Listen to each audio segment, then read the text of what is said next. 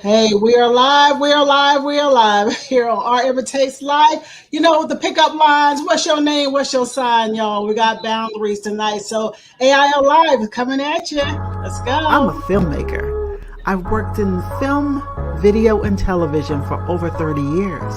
I took a little break, but now I'm back.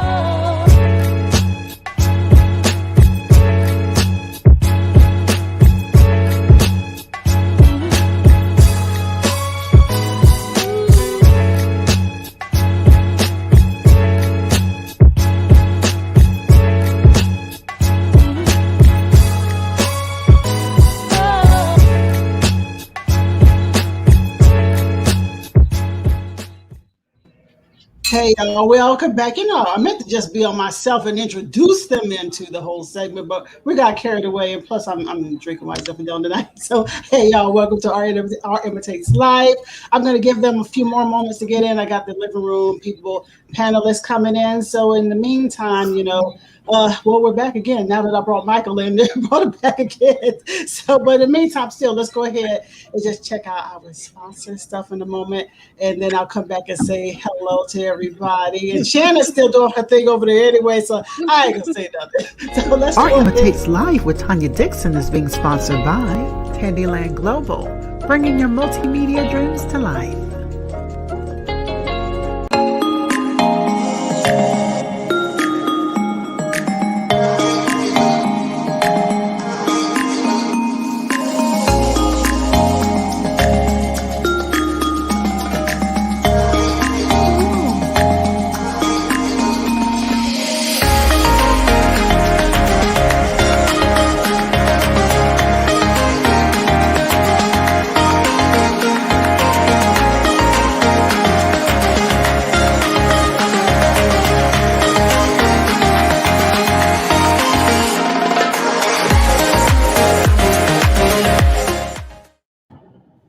Y'all, welcome back. And we're on the break. We got Margo came in the door too. So what's up, AIL? How y'all What doing? up? What up? What up? What up? What up?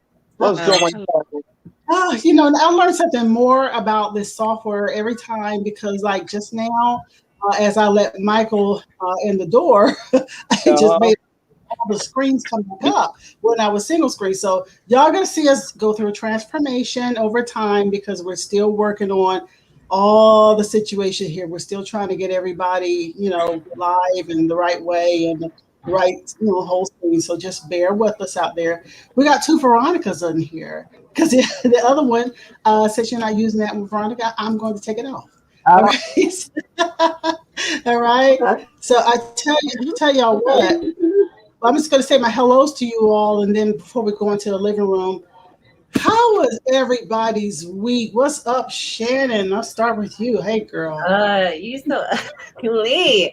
This week was I'll be having my up and down weeks right now. I had some accusations I had to clear up this week. I'm grounded from Facebook right now. That was the funniest thing to me, girl. Go and tell them what happened. Oh, I fell out. Oh my God. Okay, so I'm grounded for 7 days again. The next step, they gonna ground me for 30 days, and I'm gonna cry about it because I literally only use social media to do two things: run my mouth and push my artwork. That's like the only two things I use social media for. But this guy posted one of those memes that's like, "She's only 5'2". What are you gonna do?" type thing, And my comment was, "I'm gonna punch you in the throat because I'm 5'3". So, and then Facebook was like, "Excuse me." Violence.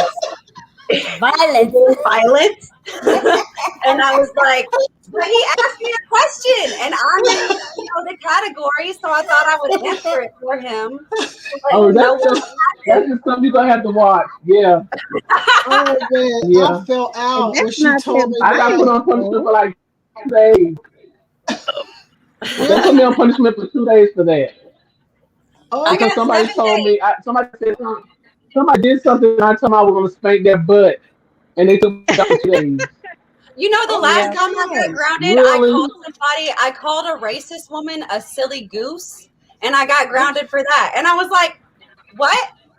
All I said was silly goose. Why? So their algorithm is being really weird. Oh, man. You know something? Okay, I see Bernard. Bernard. He said he's feeling like a tiger today. Wow. And he calling me like I would stop and go like, hey Bernard, what's up? You know, right live on the air. Hey Bernard, what's going on? Look at him. Hey Bernard, how you doing? Can you hear us?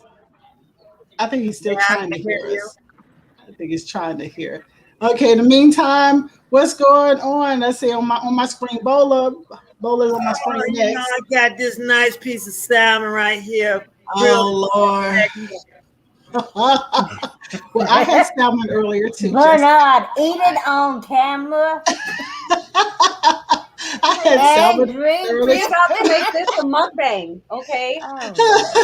I know, Bola, like, how you doing, Bola? Help them. Oh, I'm doing fine. I like Bola hair, pink. Where you at, Bola? Yeah. Okay. You in Atlanta? Down today. Bola's in Texas. Oh, you got hot girl summer for real. Everything big in Texas. I might have to make a trip out here, huh? Trip. Oh, okay. You come with some money? Well, I need to come with some money. Oh, that's a given right there. That's a given. All right now. You know, y'all drinking responsibly tonight, so drinking that white stuff. I haven't drinking many years, but today. Shannon, what does that mean? She got her pinky That's up. the fancy thing. You gotta we're drinking responsibly today. Yeah, we're drinking responsibly. Right there. There you go. Exactly. We're drinking responsibly today. We're drinking years. How you doing, Margo? You know what I'm saying? Okay. Trying to just enjoy this Friday. That's about it. Just trying to take it easy and relax. Right. I understand that. Wish my baby boy Mike. Most part trying to stay out of the heat. Yeah, Mike will be in here in a minute. He just tuned out for a second. I'm here. I'm not in my normal zone as far as my podcast zone, set up and everything. So I'm doing all this stuff from my phone and I'm trying to adjust. I was about to say your angles are getting dramatic. Yeah, it's all man. Yeah. Well, in the meantime, we'll get back to Mike when we see his face in a moment. Veronica, how you doing? Veronica. It's the weekend, baby. Woo! And I'm ready. Hot red. Hey. Oh, what you drinking on? I'm ready. It's Friday. What you got? Talk to somebody. Tell her what time it is. Wrong close time, baby. It's time. Oh, play. Here you go. Oh, all right, I'm drinking wait, Veronica, what you a bootlegger. Okay. Oh wow. Oh yeah, just for Bola. Got me a little bootlegger here. You cooked it yourself. I cooked it myself. Oh my Lord. We're gonna have him show us some cooking skills, Bernard. Mm-hmm. All right. Him and Mike can go up. Know what they do? Don't bring a knife to a gunfight. All right, Michael, what you got going on over there now? Oh, I got this drink because I damn sure need it. I can tell you that. It's been a long one, baby. It's been a long one. This has been a hell of a week, but we ain't gonna complain about it. We gonna live in the skin that we in. You know what I'm saying? And we gonna conquer every day as it begins and it ends. God damn it, we gonna stay focused. We gonna, you know what I'm saying, grind hard and keep on pushing. That's where we at with it. But that's where I'm at now. I'm chilling. Hey, y'all, how y'all doing? All right, good. We're good. Well, you know, y'all, we like to always get into all of our topics for the living room. Not going there just yet. You know, this is what Rick and I call the ringer, where we all talk about, you know, what happened for the week and what everybody is going through to get here. Because it was a week. It was a week for me too. I will admit. Had the live show Wednesday night this week. Soul Spotlights featuring Kevin Hawkins. It was wonderful time, and I was sitting there sweating because a few things I just was not maneuvering, but you know, it's like crazy little things like my other computer plain sound and me not knowing where the sound was coming from, just little things like that, annoyances, but we made it through. And of course, Kevin's going to come back on again because he is really doing a lot out there. So congrats to him, big congrats to him.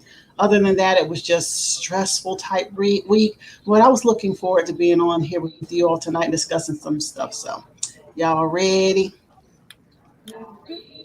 Yeah. Don't everybody speak at one time on the talk Ready show. to go, baby. Bernard's over there fancy eating right now. He's got to take I see. Yeah. Okay. I have a couple questions for y'all about the things that are out there this week. Oh no, my gosh. What is Bernard? I'm sorry, it's so funny to me. Okay, well, this week was really kind of off the chain. We had a lot of like current events and things going on out there this week. Anything that you all saw in particular that you want to discuss tonight before we go into the actual living room? Anything out there that interests The verdict's on everybody's mind. 22 and a half years. Was it enough? Or should he got more? Should he got less? Yeah, so what do you all think? Was it enough? Were you satisfied?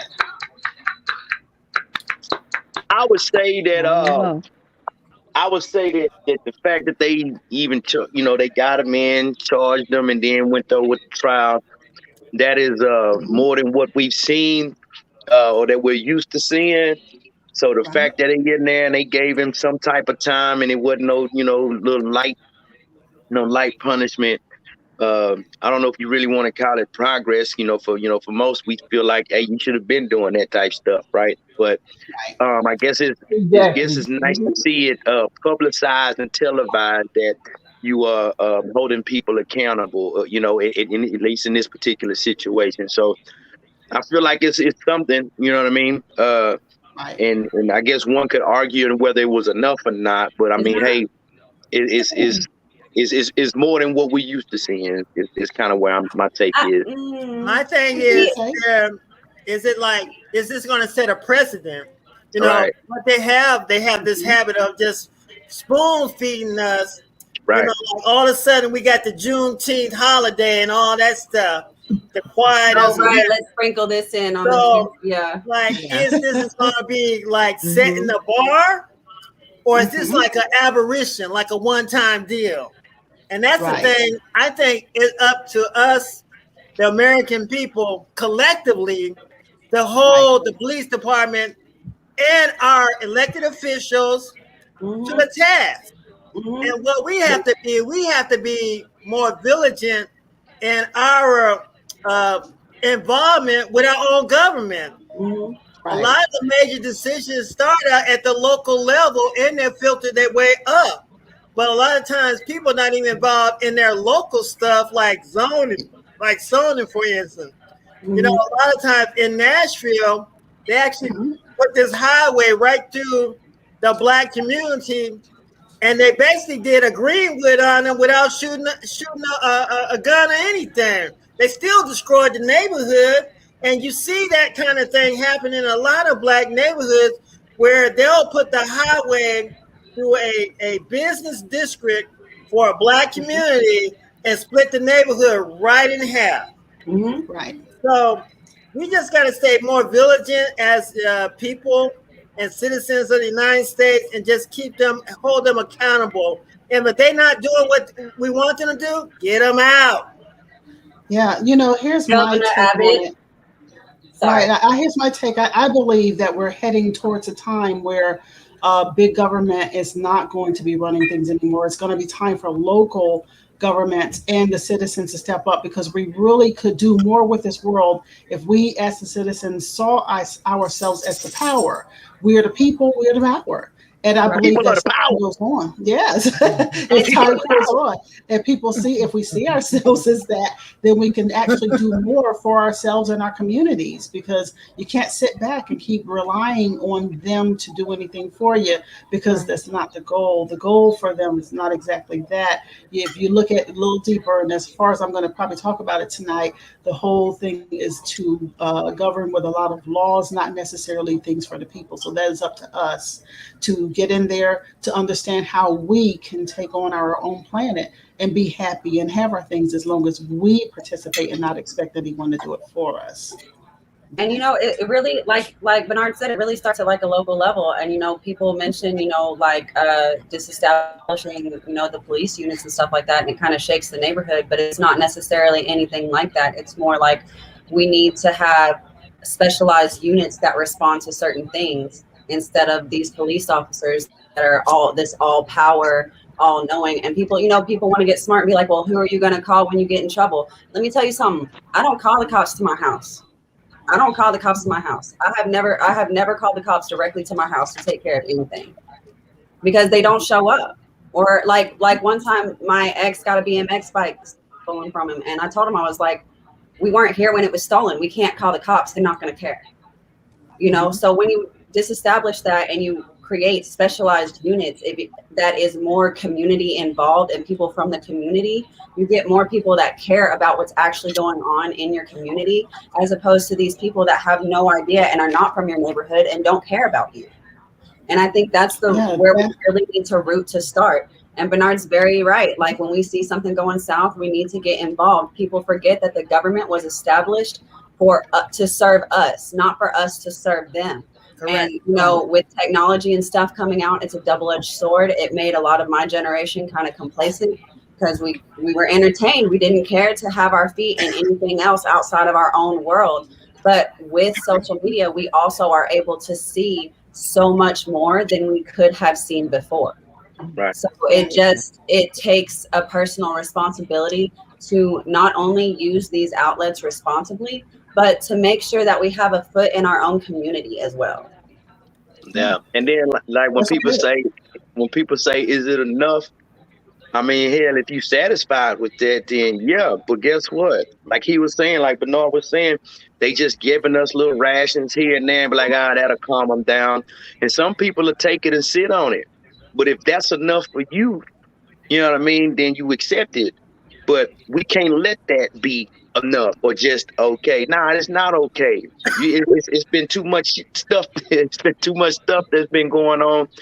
And right.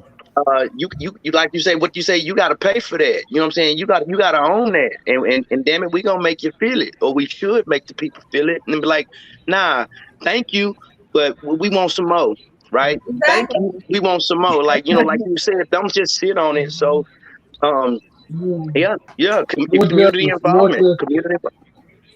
There's an awakening. Like you got that ticket a long time ago. The ticket of the can we handle this situation right when it arises? But they've been making you wait back on it, and now you just starting to handle it. So I get it. It's like, yeah, we need to address every one of them questions in that situation from way back when, now, and we ain't gonna fully get caught up. Right. Right. Well, the thing is like I was saying that we are heading towards a time. This is not a theory. We are actually heading towards a time where big government is not going to be there controlling things. We need to wrap our heads around that and understand that we have a responsibility as the citizens. This is not a theory. This is an actual that's coming. When you got the sleep people or the sheep people, however y'all say it, a lot of people get used to that, and then you have to, you got to basically break a pattern of behavior because we have been,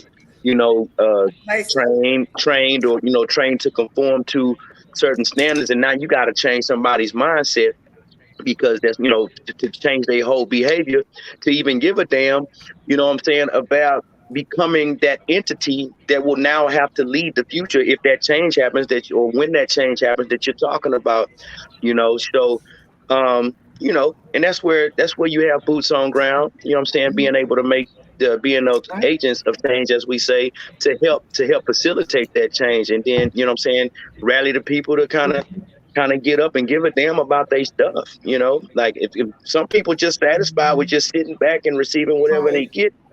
And if, like I said earlier, if you're not satisfied with that, then you got to get off your ass and on your feet, you know what I mean? And move around, move something. Right. You know? But then it comes back to the point that, you've got to take into consideration the people that are going to take advantage of those situations too. And that needs to be taken into accountability as well.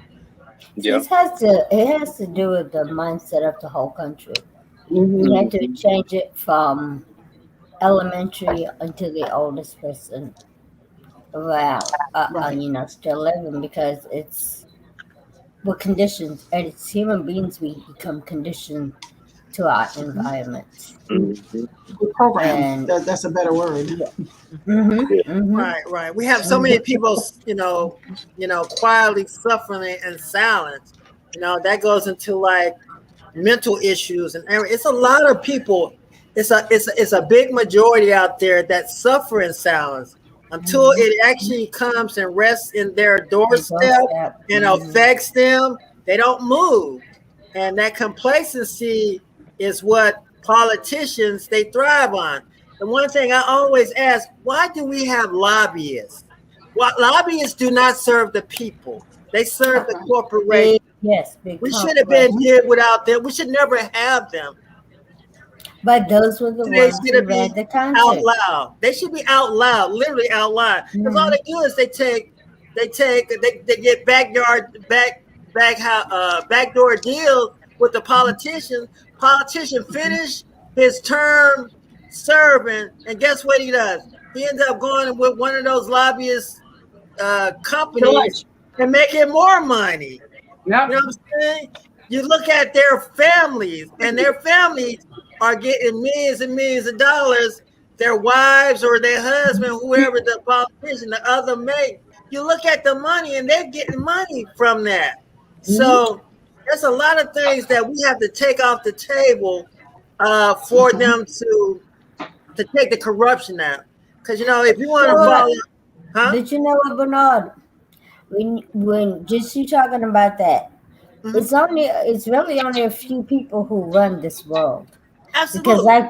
Because what you look in Africa, you talk about when politicians, they work for the lobbyists and then get money.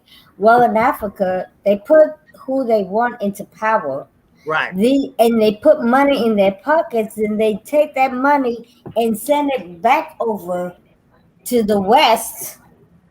That when they're no longer the president or up there, their generation, it's only one generation who sees that money. And after that, none of their generation. So the country, the continent is back in poverty.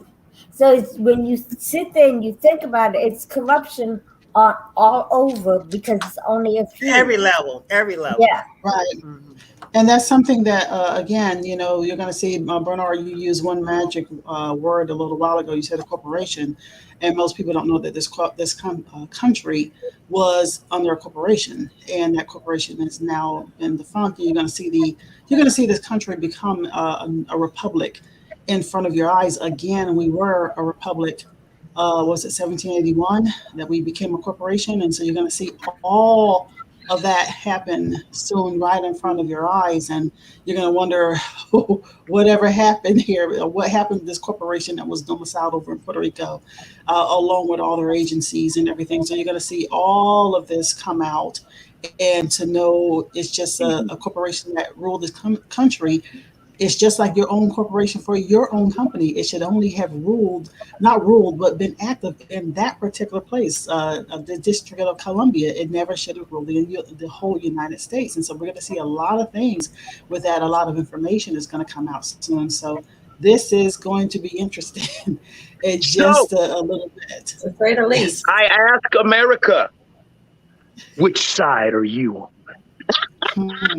The human race, people. The human race, people. The human race, y'all. The human race, baby. The human race.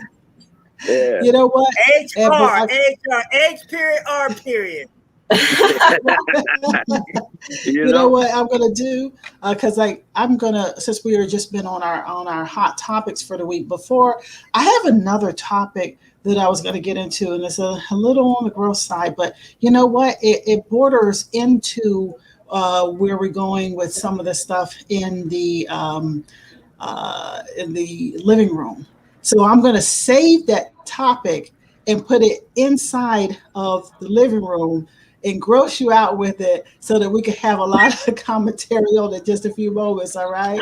Gross. But in the meantime, you keep saying gross. I'm over here like, do I really want to be grossed out right now? I'm trying to enjoy this drink. I just ate, man. I don't think I want to be grossed out. Well, I'm putting it further down. I'm going to put it further down in it because when you hear about it, you are going to be like, oh, Jesus. So I tell you what, since we're going into the living room, I got to play the living room opening.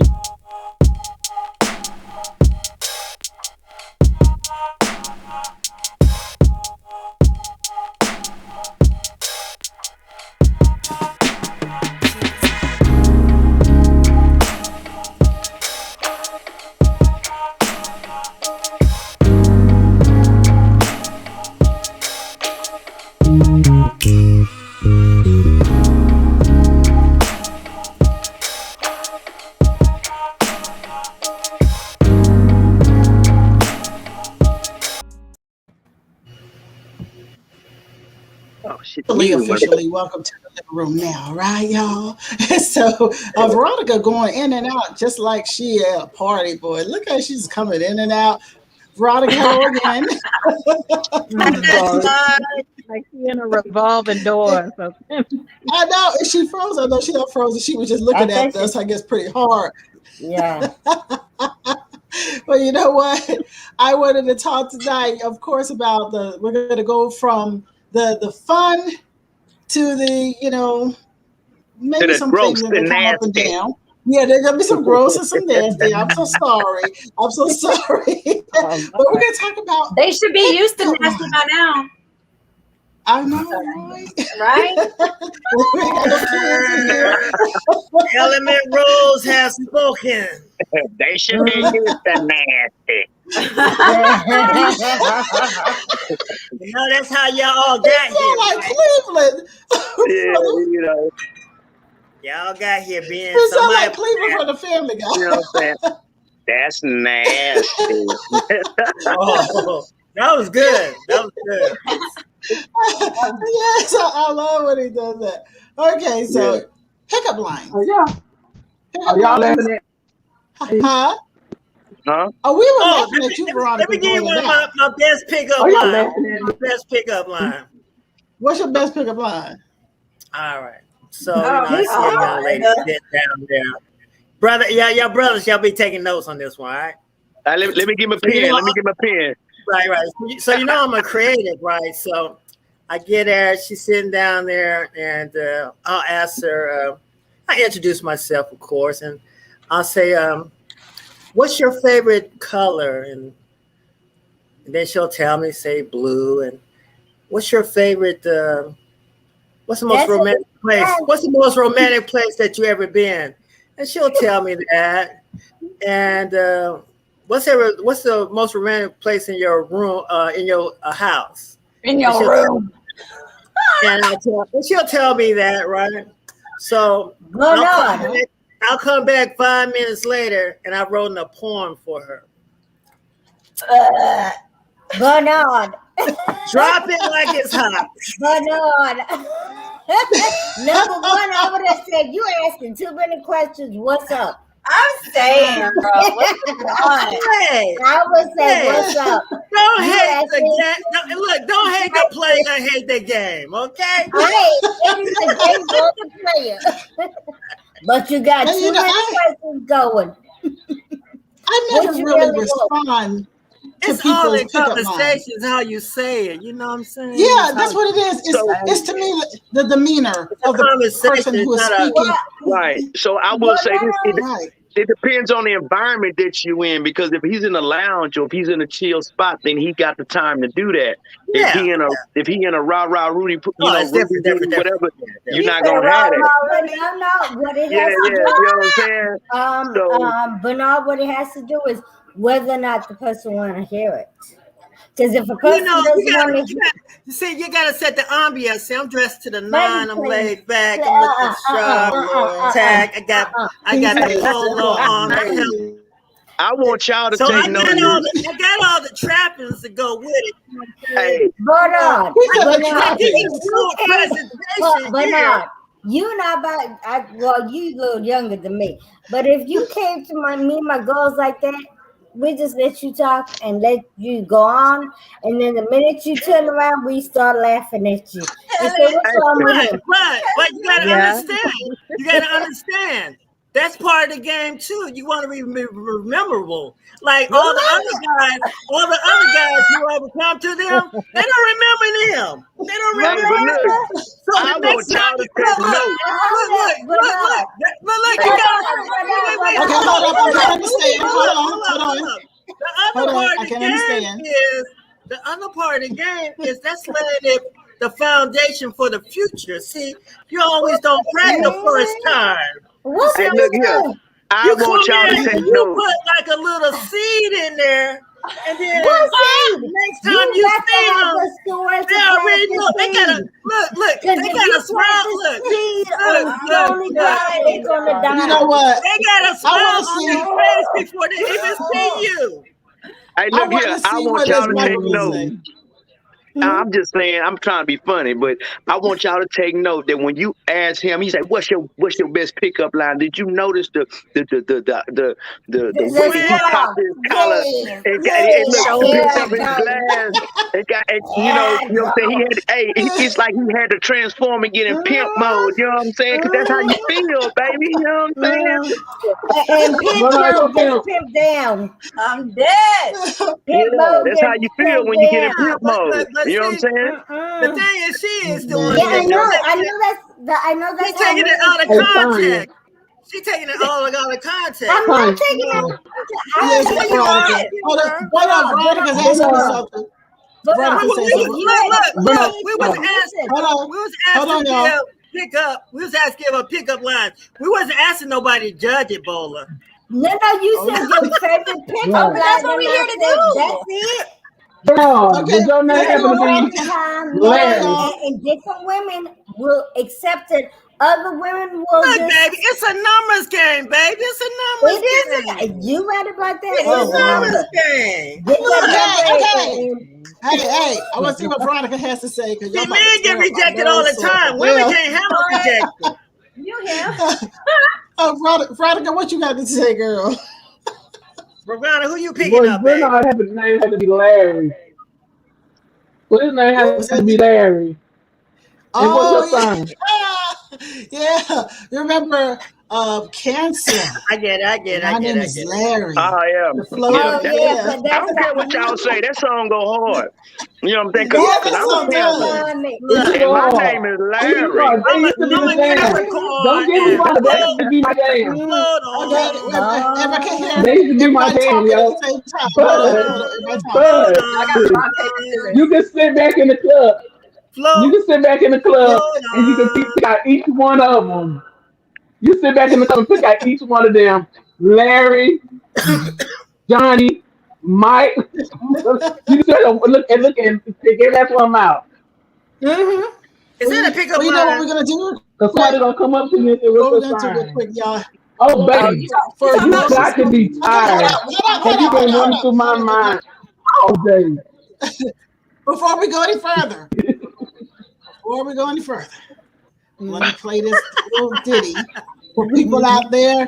This white Zinfandel is just saying stuff to me. This white Zinfandel is saying, calm down. Look here. Hey, that white Zinfandel got her playing DJ and everything. You know what I'm saying? Relax, girl, relax. Like yelling at us. Because y'all know I ain't drinking years, so this white Zinfandel's like, me. Oh, shit, this Friday is a whole new Friday, y'all. Don't put like this. Hey, it's gonna be a whole new Friday. You always keep more than one gum in the chamber, okay? Okay, y'all. Let me go ahead and play for people out there who don't know what we mean by pickup lines. Let me go ahead and run this for you real quick. They say you are what you eat. If that's true, I could be you by the morning. Oh, that's sad. As the manager, I have to be on top of things, you know? So, would you like to be one of them? God dang, little mama. You smell that?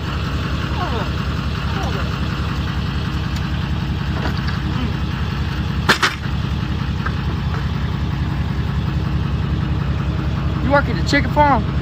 You sure do raise my cow. Hey, they say I can't hear it. kissing is the language of love. So how about a conversation?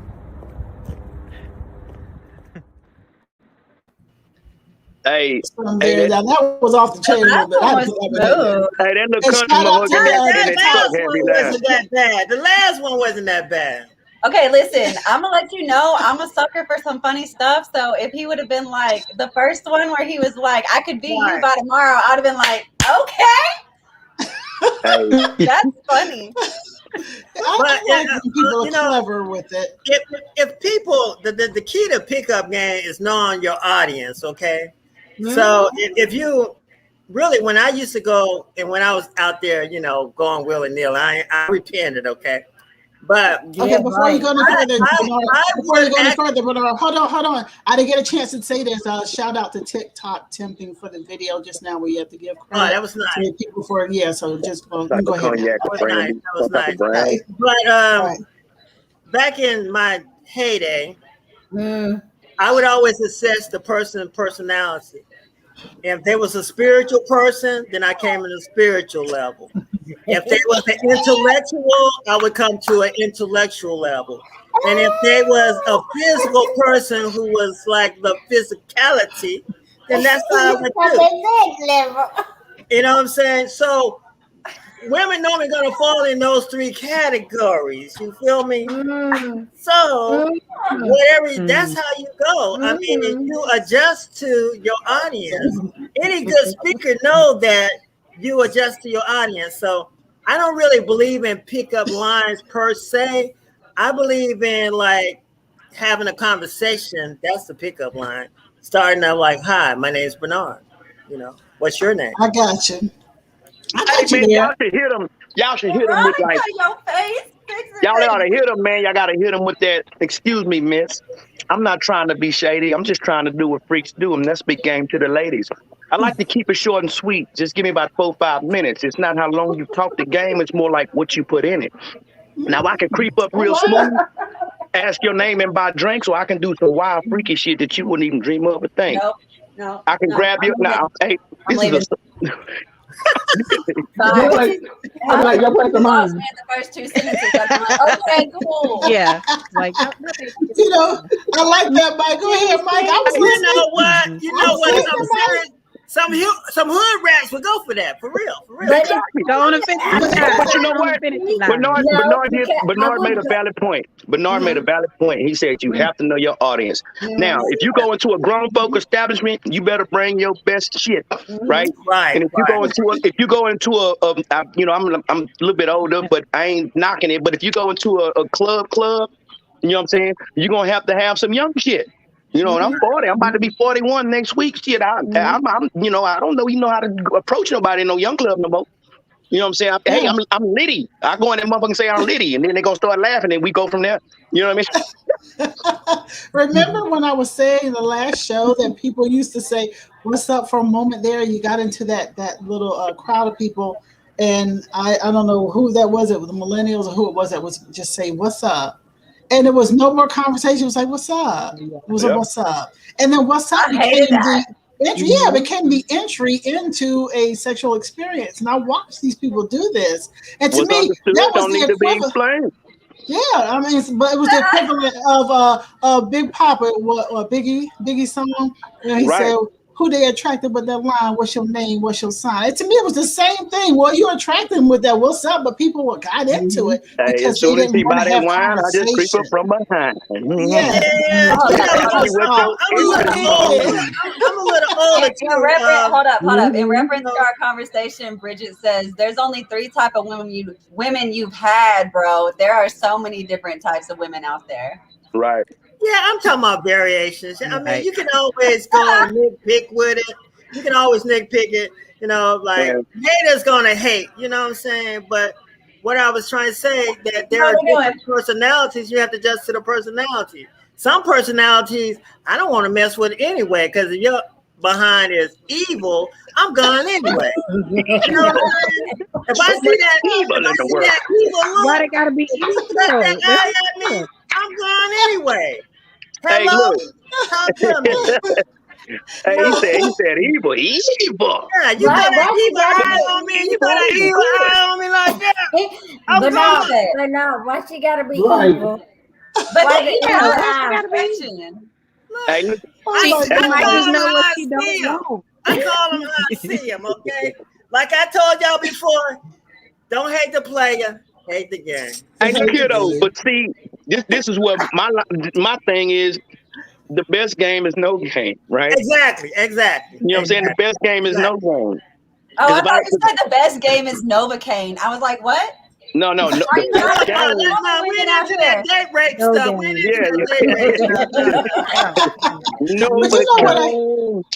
what I appreciate is when people can have conversation. That is the best time for me when I've met people, is when they actually just, even if it's just average stuff like, if you're at a grocery store and they just start talking about a product first, you might reach for something, they're talking about a product, and then the next thing you know, you go into some type of conversation. I like that. What you got, Bernard? The grocery store is the best. That's one of the best places to pick up a good woman at the grocery store. I'm telling you, because she got a little job, she making a little paper, and she taking care of home. She like buying food. She might can't cook, but she got some.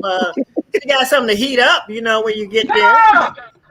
So hey, Bernard. So Bernard, what I hear you saying is, what I hear Bernard saying overall is, location is key in part of this. Location. Like real estate, baby. Because I know when I used to go to the club, the same guys I would see at one club would act a certain way, and you put them in a different environment. Yeah, approach the woman totally different. Oh yeah. Because players don't reform, they adapt. You know what I'm saying? You right about that. If giraffes once had short necks and they grew long necks, you know what I'm saying? Okay, never mind. That was y'all don't remember that from Players Club? If I do my Players Club, good movie. Y'all know what movie I'm talking about with Bill Bellamy. Okay, let me give you what I tell my sales reps. Okay, so you got to form a woman. Form means you got to talk about. Form is you can talk about food. Oh, you can talk about their occupation. R is you talk about their regular recreation, and M you can talk about their money. So in this conversation, when you form somebody, what you're trying to do is get a common ground to them so you can talk on. So if I see them in the grocery store and they grab a certain kind of egg, I say, oh, you got that the brown eggs right there. What do you like about those brown eggs? Is something different in the brown eggs and the white eggs, and then they'll tell you. Like I talked to a lady when I went to the grocery store today, and she was picking up a salmon. I said, you know what? I've been collecting like salmon recipes. What's your salmon recipe? Oh, she told me everything about the salmon recipe, how she do it, how she kick it and everything, all that good stuff. That was an opening. No, and that's all a pickup line was meant to, is really to break the ice, because you got to admit that men take a lot more rejection from women than women take from men. Right. Because we're made that way. We're the aggressors. So if we stop approaching you, you don't have nobody to talk to. Well, actually, let me ask that to the ladies. I really do want to know from the ladies. Ironically, you came with that, Bernard. Do any of the females? Yeah, do any of you females approach guys? Do you approach them? And if so, what do you say? I don't approach men, but I get them to approach me. Wait, say that again. I must be from the generation where they told you not to talk to strangers, because if y'all approach me in the grocery store like that, I'm gonna be like, okay, cool, and just grab my stuff and go. Like, I don't talk to people in Publix. I You got issues, babe. You got issues. That's okay. I don't approach a man, but I don't get that man because a woman is able to get a man to approach her. Oh yeah. Eye contact. Oh, that's what I want to talk about. Another thing, back in the old days, We used to cut them eyes across the. Okay, you just look at the man, be like, that still works. Look. You know, let me show you. Let me demonstrate for you. Like 3 seconds.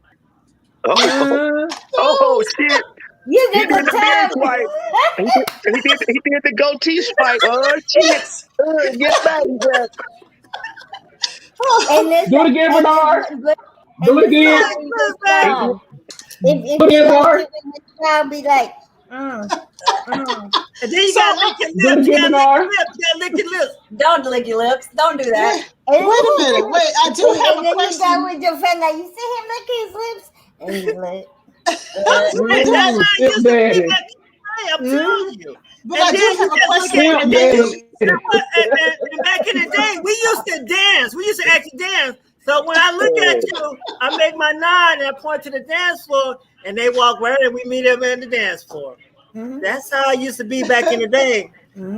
And that was like that for 20-some years. And now the game has changed. These people, they don't even dance, half of them dance. They said that. The women dance with the women and the men dance with the men. They twerk. I'm gonna tell you the best You got pickup women line. twerking on women. I'm gonna tell you the best pickup. Hold on, y'all. Tanya want to ask a question. Yeah, I had a question, first of all, with the females, with the ladies here. Go ahead. Are you telling me that if you are interested in a man and he does not come to you, that you just let that opportunity go by? Oh, no, ma'am. I'm going to call him before he leaves the store, baby. But I guess I never had that. I never, because if I wanted a man, I knew how to get him to come over to me. Okay. I bet my eyes. I bet my eyes. Okay, hold up. So you all don't flirt either. And smile. Who, women? Yeah, I flirt with your black eyes. Maybe just a little bit. You But bet your eyes. usually, It's like a dude. I can't relate.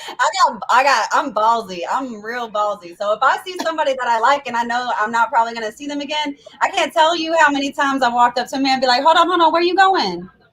Where you going? You haven't said that to me yet. Where are you going? You end up, depending upon where you're at, you end up saying something a little cute, little slick, little sly, or something like that. But usually, somebody, I was like, asked me that today. Like, no, you know what? I ain't never really walked up to a dude and just like, hey, blah, blah, blah, blah. You know, it's just more so, the guy approached me and I'm answering a question.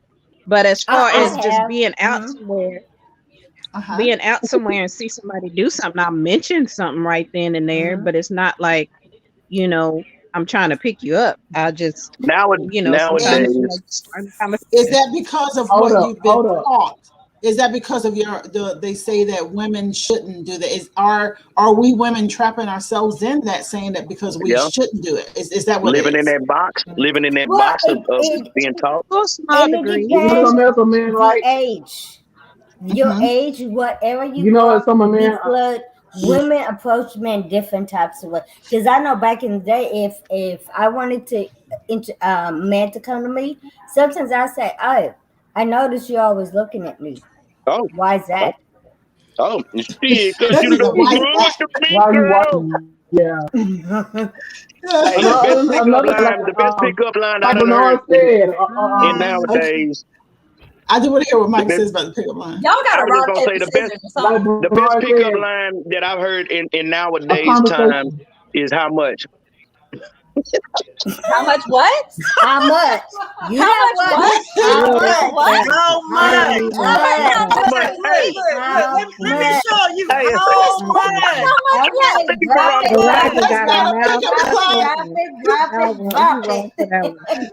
That's an insult. That's not a big How much? How much?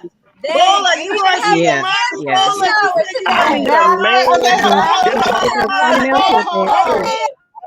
don't understand. I can't hear it. I need to talking at one time. Ratchet on here. Stop it. Y'all talk to me that y'all talking at one time, and it sounds blah blah blah. It could be my zipper. I need a man who's gonna pay my bills, who's gonna pay my rent, who's gonna help me take care of these kids, who's gonna pay my car note. Is that what you're hearing out there, Michael? I ain't heard shit. I ain't been in the game in a long time. I don't know nothing. I'm just saying, you know, that's what I hear that these youngsters doing. It's getting hot up in here. We've been over there Michael, back in the day. I know I started some shit with that one, but hey, I'm just saying. Michael, back in my days, women were saying the same thing. They would go. Yeah, they would go after men. What women do is we look at your shoes. Yep. See if he been walking. See if he been walking, or if he got a car. Right. Yep. And see what kind of shoes. Where he went and bought them shoes at to know how much kind of money he was making. And how big his feet was. So Michael. Michael. Yes, ma'am. I'm gonna just let you know you gotta be careful with that. My ex was broke and had nice Mike, shoes. check this out. Always matter. But you Don't can mean care. anything. Check this out. What you say, Veronica? We always see your girlfriends. We always go to the bases and hang out at the military bases. So we already knew Friday where they got paid. one thing. Oh, the first, you one of them uniform women, huh? You the like a first man and in the 15th, uniform. we already know I'm getting them two. The first and the 15th, we already knew about them 2 days. Military man, 1st and the 15th. You go to the mall So on a Friday before we already knew they had a little money, and so you will see what we flirt with them. Yeah, get your crew, go And up they there. Like, they just say they like, See, that's they the game and then inside like the talk game. to the I guys. can't believe what I'm hearing right now. What? Talk to the Y'all guys telling me that y'all about plotting and football. playing on the 1st and 15th. Hold on, let Veronica finish. yeah. making her I'm point. sorry. Okay, Veronica. Yeah, like y'all let Veronica finish. The first and the 15th, yes, we knew that. But the other thing is, when you have to sit down and have a conversation with a guy, I always bring up sports. If you bring up sports, you got them. It ain't nothing to it but sports and the 1st and the 15th. Now, I never brought up sports because I'm not trying to keep that up. But 1st and the 15th. So y'all You literally got ask me about together. sports. I'm like, nope, next. But Say no, that you again? think I said, as They soon as talking man asked me if I like sports, I'm like, nope, next subject, please. Yeah, I'm like you saying don't. Me and my homegirl have a joke. My homegirl is really into sports, right? So she'll be watching like football and stuff like that. And when I call her and I'll be like, what are y'all doing? What are you doing? And she'll start telling me what she's watching. I'm like, oh, you're watching sports ball. Okay, got you. Got you. Whatever it is, it doesn't matter what she's watching. Baseball, football, basketball. It doesn't matter. It has a Having ball. a conversation with a guy. If you at a bar, and they come up to you, and they come up to you in a bar, and they come up to you and they say something to you, you know, to pick a line or whatever, and then when they start having a conversation, or either you somebody you like, and you go to them and you like, okay, what you drinking? Like, yeah, I'm drinking such. He goes, so what you drinking? You tell them what you're drinking, then he'll turn around and buy you a drink, and then your conversation right there. So, where you from? Hi, what's your name? Blah, blah, blah. Then the next line be, so what's your favorite NFL team, or what's your favorite NBA team, or whatever. Hey, the next line is who fucking or what? Like, y'all look at me like that, like straight to the point. Okay, so that is not bad to start the conversation, but sometimes you gotta be careful talking about sports with men because you don't want to get into that friendship zone. Once you get into that friendship zone, But I do wonder when all these ladies are going to these sports parties, if you don't look at sports, why or what are you doing? That's your way of just kind of getting in the door. Man. Being accessible.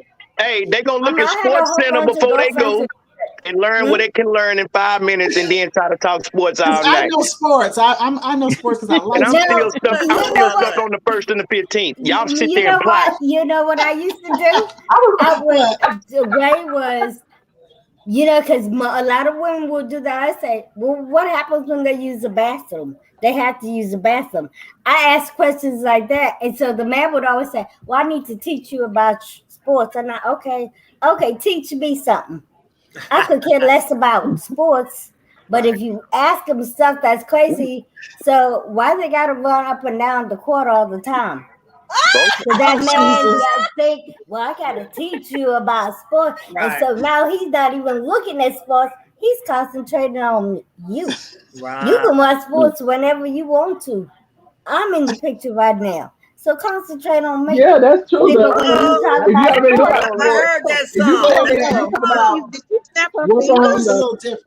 I handled it just a little differently. I mean, I like sports and everything. Yeah. And I actually got to know the game and everything. I actually got to know the game because I would go to the game with guys and I didn't want to be the dummy when these guys are standing up and sitting down, standing up and sitting down. I didn't want to be like, what are y'all standing up for? So, I mean, I'm not saying anybody else's stuff. I'm just saying with the guys that I was with, I didn't want to be the dummy of the group there. And so I learned football. Because I was fascinated at first that they were wearing these pants with no underwear. That's when I was like real young. They don't wear underwear? Like a football. And I was like, Tanya's a meat gazer. I was like, what's going on? That's what I get. Some of them don't. Tanya's a meat gazer. And then that was my first attraction to finding out let me find out a little bit more about this. And then I actually learned the game because when you go to school in Texas, y'all are in Texas. Texas is crazy about especially football. I had to learn the game of football because I went to the University of Texas. You are not going to be going to UT or Aggies or any of that and not know the doggone game. You got that right.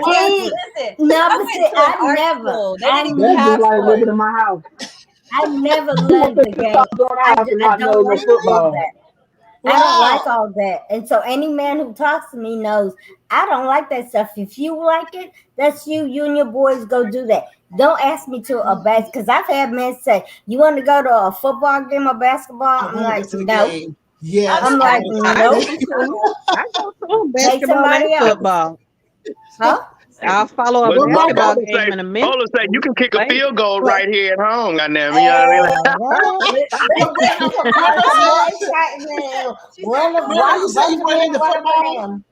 mean? Margo wasn't in the football. You were in basketball. You said, Margo.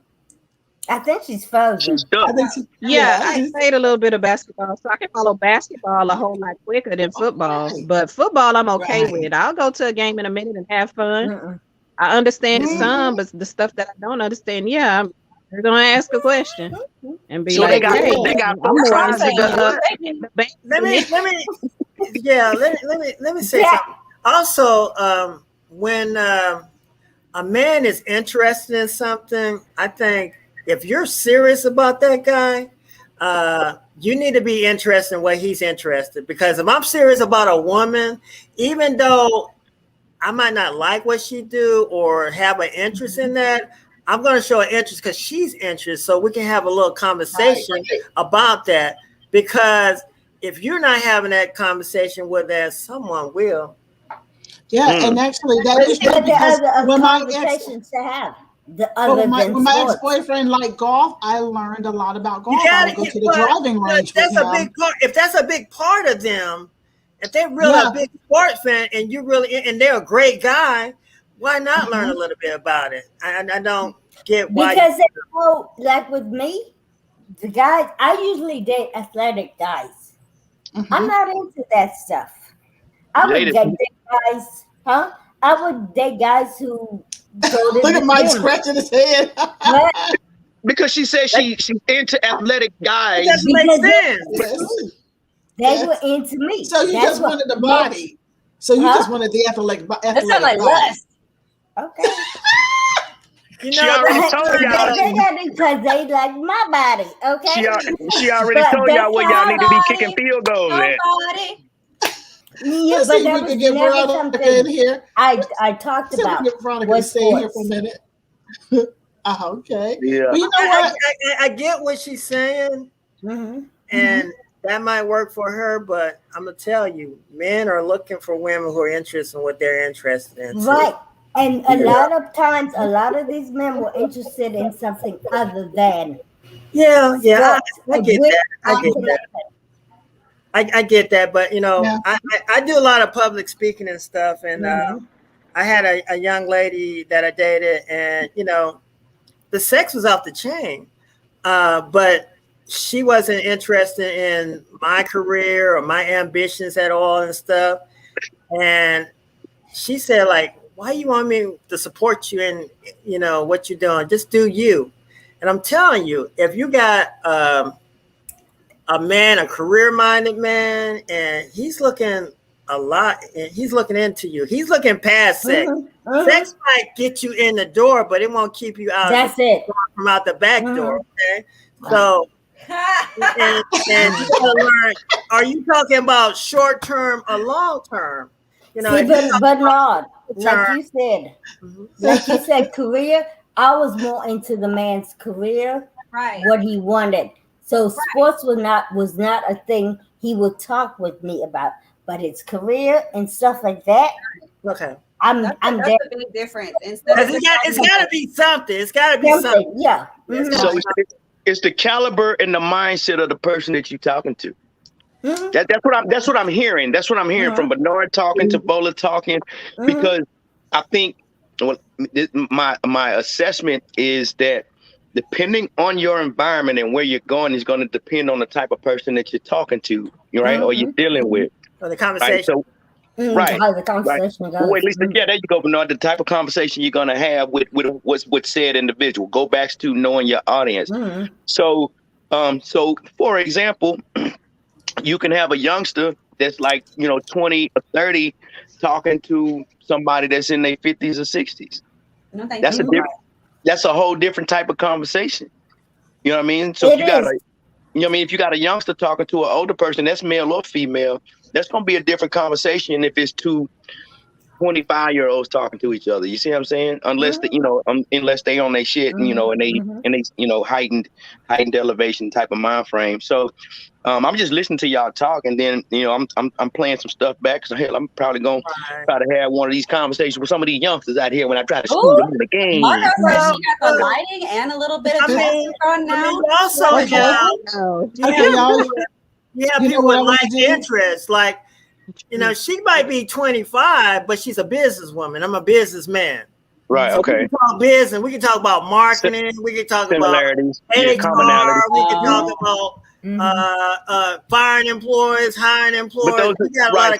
Those are what was it? Mutual interest that end up breaking the ice. Right, breaking the ice, and you realize you got similarities and commonalities. Right. You know what I'm saying? Which you can highlight on or capitalize on, and then really in for the you know what I'm saying, for the kill. Come on. What are we killing here? What are we killing here? I'm just saying, man. If you talking about the game, man, you talking about lions and gazelles, baby. Lions and gazelles. He's a tiger today. He's a tiger. Okay. Oh, okay, my bad. Do I see that? Tiger. Tell her, Elder Rose. Tell her. Tiger. Lions and tigers and bears. Oh my. Oh my. Tigers and bears. Oh my. That's my. Actually, that is my sign in Chinese. The tiger. Okay. Yeah. Okay. Well, you know what I want to do, y'all? Let me break in real quick because we could go on with pickup lines for a while now, and I want to switch over and start talking about boundaries, y'all. Boundaries. What kind of boundaries? Okay, look at the boundaries in the different areas. So let's start off in the area, Big Mike. Let's think about first. Let's just take it to the workplace real quick. Let's run over to the workplace when it comes to boundaries and how people, there's boundaries. There's different dynamics. There's you and your employer. There's you and your co-workers. There's just different boundaries going on there. And what I think about is this, because I had this conversation with Bola. This was Bola's idea for boundaries. And Mike was pickup lines, as you can see, it had to be something that Michael brought up to the table.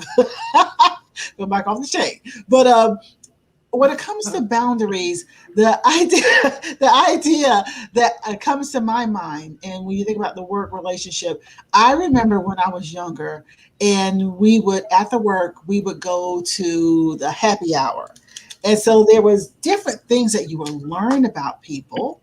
And when you get to that after hour stage, you get a chance to see a little bit more who they are. And there was different boundaries there. Do I interact with them in this way or that way? That was one thing.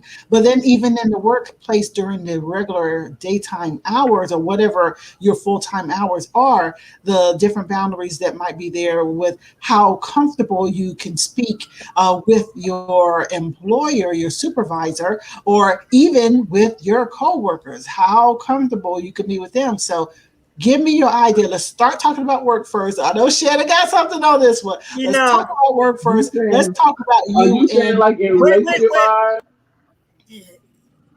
Say it again. Are you saying like relationship wise? Yeah, just the boundaries between like you and your, like a supervisor first, someone of authority that's over you. What kind of boundaries there? And then we'll talk about that with coworkers, and then we'll just keep going there, the relationships and all that. So I think you really have to come in with, you have to assess the situation. First of all, you got 2 ears and 1 mouth. You should be listening twice as much as you talk. So you have to take an assessment of the situation and just be kind of like a fly on the wall and just watch, listen. Don't be so quick to like say your opinions and express your viewpoint. Try to find out what is the culture first in that job where you're located at. And when you're talking to your boss, what kind of boss are you dealing with? Are you dealing with a boss that is a tyrant? Or are you dealing with a boss that accept criticism? Or are you dealing with a boss who like want a lot of input from you and stuff? Or is they kind of have a take and give? See, the worst thing you could do is like say something that they consider negative or out of character for the job workplace before you even get to know the people. So my thing is listen, and they'll tell you everything you need to know. Yep. And I would say, I mean, everybody got it like their own personal intuition. At least I think they do.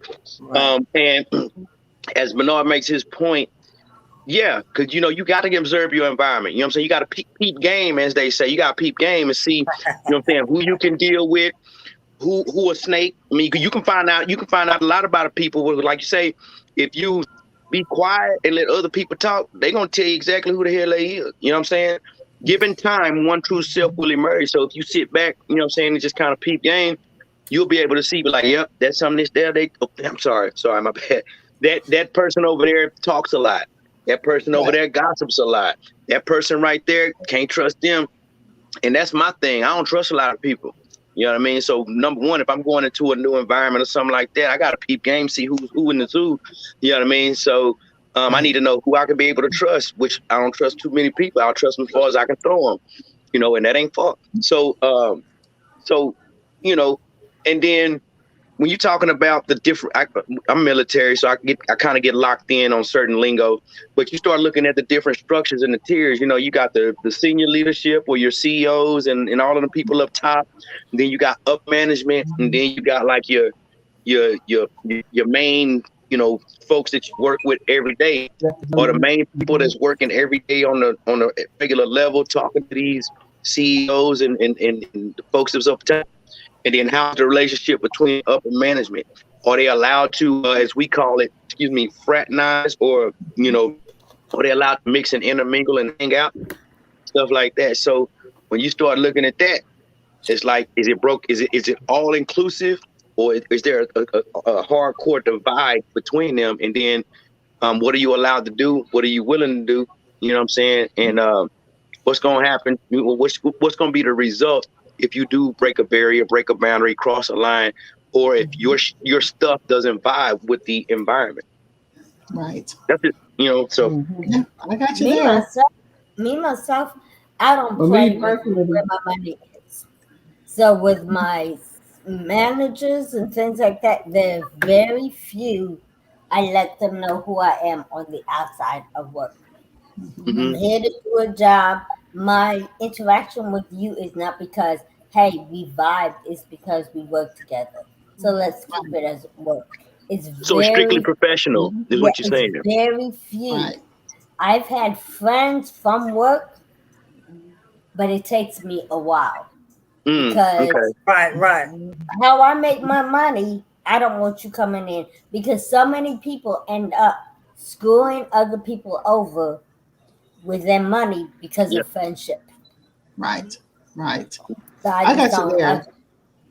I've had been on both sides of the fence as the employee and the employer. As the employee, I found myself, my very last employer, we did not get along like at all. And I found myself in a situation where I said something to a coworker just my feelings. I was talking from home, so I looked at myself as being in a casual set, and this coworker, being the bitch that she was, she took it in a business sense, and she the whole thing here. Yes, you might as well said it. You might as well just said it. I might as well just said it. And so therefore, so I ended up getting into trouble. And then that was my departure of my own choice from that position. I was ready to step out on my own. I just needed that push. As the employer, the thing that's funny for me is, I think I've said this to you all at different times, when we do different gigs, like I've been on the sets of music video, let's say it's a 2-day shoot and we're staying somewhere, like one time we were staying on location. As the employer, I don't find out the stuff that's going on, the fun stuff. They put me in a room. They don't want to hang a party with me. They're like, you going to get rest. Go and get rest. He gonna mess up our groove. Right. And so I get pushed over there like, I thought these people are cool. They're my friends. No, I was the employer. Your ass back in that trailer. Exactly. I'm the director or producer or whatever. They got no time to be fooling with me. And that's a really kind of a lonely place to be sometimes. It's that, you get pushed into that role, as being that kind of employee. You can't stop and say, well, no, I'm not like that, because you had that other dynamic. You need to still have that respect when you. So can I ask a question? Sure. So being in that position, right, of here and here, do you let's say y'all going out to have fun, you could potentially put yourself in a compromising situation. So would you want them having that, I guess, dirt on you, or those things that could potentially be held over you? That's why I keep it very diplomatic. I become a diplomat in the situation. I hear everything. I see everything. I don't speak about it. I keep a lot of things to myself, and I try not to interact with a lot of things that go on, but I see it and hear it all, because you don't want to be in the dynamics of being one of the co-workers. So you have to stay in you have to stay in your lane, even as the person that's quote unquote above the line. You still have to stay in your lane. And you have to keep that level of respect there too, because if you down like, girl, yeah, then they're not going to respect you the same way. So you do have to. Man, I just seen you tossed up a whole fifth of gin. You finna sit here and tell me what I'm doing wrong? But it also depends on the employee and stuff like that. Like me personally, I could hang out with you and still respect you in the workspace afterward. Like, and no, I'm not supposed to speak to you a certain way in the workplace as I come outside. See, some people can do it. Like you can do it. Some people can't. I have my best friend. His name's Jason. He was on the show with me one of the days. He was actually my first job out of college. He was my work spouse. And like when we first started working together, everybody would be like, "Oh, are you going out to lunch with your girlfriend? Or are you going?" And me and Jason, we have never hooked up. We have never done anything sexual. I am very much with Bola. I'm just saying it how I say it. I don't shit where I sleep, and that's like bottom line. Like I don't try and talk to nobody at work like that. Like especially on like a romantic term. Yeah, I'll have a couple of homegirls and stuff I could probably take from it, or a couple friends I could probably take from it. But like there's probably like, say there's like an office of like 20 people. There's probably only one person in that whole 20 that I actually trust, Right. So, I mean, I think it really just depends on like the person and like how quickly y'all click. Because as soon as I walked into Amdocs, me and Jason, we were like this. Like everybody thought we were dating immediately. And it was just like, no, dude, I can go outside of work and talk, mess with him, and still come back to work and function like where I work. That's why we're friends. Right, I got you. Were you co-workers or was he your boss? Huh? Were you co-workers or was he your boss? He's IT and I'm graphic design. I always end up being really cool with the IT guys somehow. So I mean, co-workers. What is the dynamic there? They're co-workers. Yeah, so I mean, co-workers, you just have to be careful. Because I've been in a situation where I thought this person, I used to tell her, she used to say I was like her other daughter. And then later on, I don't trust them as soon as they say that. I'm like, nah. She used to do, people do a lot for you. I've even had friends right now they'll do a lot for you, but behind your back, they're talking about you to other people. Right. Yeah, I had to loan them $50. I had to loan them $50 because they ain't have it. Right. I mean, that's what just happened with I just lost my job less than a month ago, right? And I got the girl that ended up having that petty stuff behind me. I got her hired there. Like, she was an acquaintance, from one of my friends, So I got her hired on and got her established and got her out of a really toxic environment and got her into an environment where she was exceeding. And, I'm just going to tell y'all what happened. So, like, I got into a conversation with her one day trying to hand her off a project. And for some reason, the way that she acted with me, I went back to my supervisor and told her, I was like, hey, listen, this is not just the first time. This is like forever. Every time I hand her a project, it takes me 30 minutes to give it to her because I'm having to answer who, what, where, when, why. When if you hand me a project, I'm like, cool, tell me what I need to do. And then it's done. Like, you don't have to tell me why we need to redo this. Who needs this? Why is it given to me? Why aren't you doing it? I don't have to answer any of that. But she took it a step further and was like, you need to reach out to my supervisor next time you want to hand me a project. After I was told by my supervisor to reach out to her directly. So I go back to my supervisor and then I go back to my supervisor's supervisor and ask them both, have you heard of this rule? Neither one of them had heard of that rule at all. I asked the rest of the team, I was like, have y'all heard of this rule to have to go through step B to get to this girl? And they were like, no, I don't. So, I mean, it ended up going back up in my face for whatever reason. But I mean, hey, it was counted as wrongful termination in Texas. And let me also let y'all know, if you think because you're in Texas that you cannot get unemployment from wrongful termination, you are completely incorrect. So make sure you know and you keep a paper trail, because if you know that you were fired unjustly, 9 times out of 10, unemployment is going to help you out. So. Okay. So you over there snitching on people at work? No, I asked them why I had to go through her supervisor. I think you missed the whole conversation, brother. Go back to sleep. Yeah, you missed the whole thing. No, I didn't miss the whole thing. I actually listened to it. But I actually listened to it, and I was just basically saying that, Shannon, you was a work snitch. You over there telling on people and blah, blah, blah. But I've heard everything, La Mama. You taking it too serious. Get up out of there. I'm just fucking with you. Don't nobody over here snitch about shit. Yeah, I mean, you going in there telling your people, you telling your supervisor on people let's talk about snitching, okay? I'm just messing with you. That's a good conversation to talk about because Black people were protecting their own community. They'll let somebody get robbed and get molested, get taken advantage of, and they won't call nobody. So is that snitching or is that protecting your family and taking care of your neighborhood? Because if you don't say nothing, the next person they're going to be coming to is somebody like you or somebody in your family. So that's snitching. Yeah, remember stuff. That was I think it already played. It played out with me from the beginning because it doesn't make any sense. Because the same thing that the gang members talking about don't snitch on you, don't snitch on the people in the gang, but the gang members are turned dime on you, won't visit you in prison, won't come and see you or nothing. And they'll talk about no snitching. So that no snitches is for BITCHES. You know what I'm saying. Right. So let me put y'all on game. Let me put y'all on game because I guarantee y'all by the same word that you sit there and talk about what's for bitches and what ain't for bitches, I guarantee y'all have the whole same concept because you was raised on it. So at some point in time in your life, you believed in that shit. So then you had to mature into something else. Never. You had to mature into something else. Never. You had to mature into something else to grow different mindsets. Never. So when people say, oh, you won't do this, you won't do that. If you keep a secret for somebody and you know that they dead wrong, I mean, and it's your best friend, are you telling?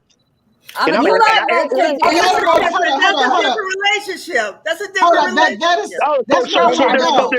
So what I'm hearing is it's cool to snitch sometime, but not all the time. Okay, I do want to talk about that. Let's talk about that when it comes to boundaries. Okay, let's go. When it comes to boundaries, when it comes to your friends, your boys, your girls, or co-workers, or what have you, and somebody is doing something or whatever, and you do tell it, is that considered snitching? And I'm not I don't like that snitching word because I think it doesn't make sense. I think some prison. I don't think that's what it is. I'm gonna let you know, like, in corporate wise, I don't think that's what it is. Because if you don't keep your paper trail and keep on top of your own shit, somebody's gonna come sneak up your ass and get you. Like that's just what it is. So you gotta have your receipts. You gotta have your receipts. You gotta have your receipts. Period. Yeah. But still, the question is, y'all are not getting my question. If something is going on, go ahead. Somebody is doing something. Let's just take it all the way to friendship, co-worker or friendship. Let's just say, because Bola came up with this the other day. Let's just say I'm creating the scenario as I go here. Your homeboys, okay? All of y'all are cool, and you're going out or whatever, but you all, the girlfriends or wives know one another, but you going out and you doing something and your boys know about it. Is it snitching or telling or disloyal, or you breaking a boundary is a better way to put it. If you tell your girl and she spreads the word to the other girls, is that a breaking of the boundary? You talking about bro code. Bro code. You gotta get the right terminology. Bro code.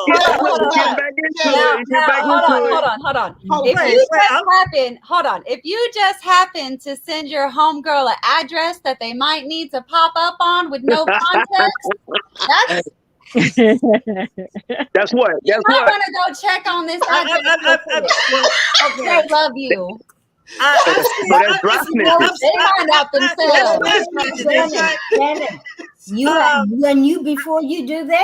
Before you send, especially women, before you send them an address of where their man is, 9 out of 10 times that woman already knows that man is treated. Yeah. They don't want to know. They will turn on you. No. But they will that woman will turn on you and not the man, and so you lose a friendship. I'm saying, listen. When it's a boyfriend, if a boyfriend-girlfriend relationship, 100 miles an hour over there. Bernard, what are you saying? When it's a boyfriend-girlfriend relationship, a lot of times they already have an inkling of what's going on. Right. And many times, I've seen it time after time, the person who told on the other person, they're not friends with you no more, and they still together. They might be still married. They don't want to have nothing to do with you. Right. So, they mad because you tried to break their shit up. Yeah. They mad because by you telling them the truth, they felt like, whatever they felt. 9 times out of 10 is because they probably think that person want whomever they're with. At least, yeah. Right. And Mike, that man don't even wash his drawers correctly. Don't nobody want him, girl. No. Why she got them drawers in the washing machine? But they do that. But also, not only do they do that, they also sometimes your friends tell you stuff about your partner because their stuff is not good. So they want because their house ain't in order. Yeah. Yes. Right. Misery loves company, baby. Oh, there you go. He said that. Because I know. I remember one time one girl came. She said, "I know where your man is." Oh shit. I said, "Okay, take me to him." I basically I knew where he was. But the fact is, Bola, she would have drove you to her house. No. I saw his car. And so she said, he's there. I said, okay, well, stop the car. She said, what? I said, stop the car. I said, what is the point of you bringing me to where he is if you're not going to stop the car? She said, you don't know what house is in. I said, I got fingers. I'll knock on the door. Hey. I said, I know how to bring him out. Bring him out. But she took off. She drove off, and I told her, don't come again with that mess. If you're not gonna stop the car and let me get out and confront him, I don't want to hear your mess. You just stop the damn car. Yo, I'll pull up and sit on the hood. That's gangsta. Come out and deal with it. No. Gangsta B. That's Gangsta B right there. Gangsta Bola B, baby. My name is. Wait. I gotta get some more wine for that one. I'll be right back. Man that you seeing, I paid for the shoes on his feet. From the top of his head to the sole of his feet. Let me tell you. Y'all didn't really fully answer the question, though. You kind of danced around it. and just gave scenarios. Is that considered breaking a boundary when you have someone who is a friend and they are doing something wrong, and that your homeboys are covering for you? First of all, is that breaking a boundary? Asking them to cover for you. Let's start there. Yeah. It depends on the person. Are you the person? Are you the person that's asking them to do so, or are you the person they defended? Hello. I know y'all answer that.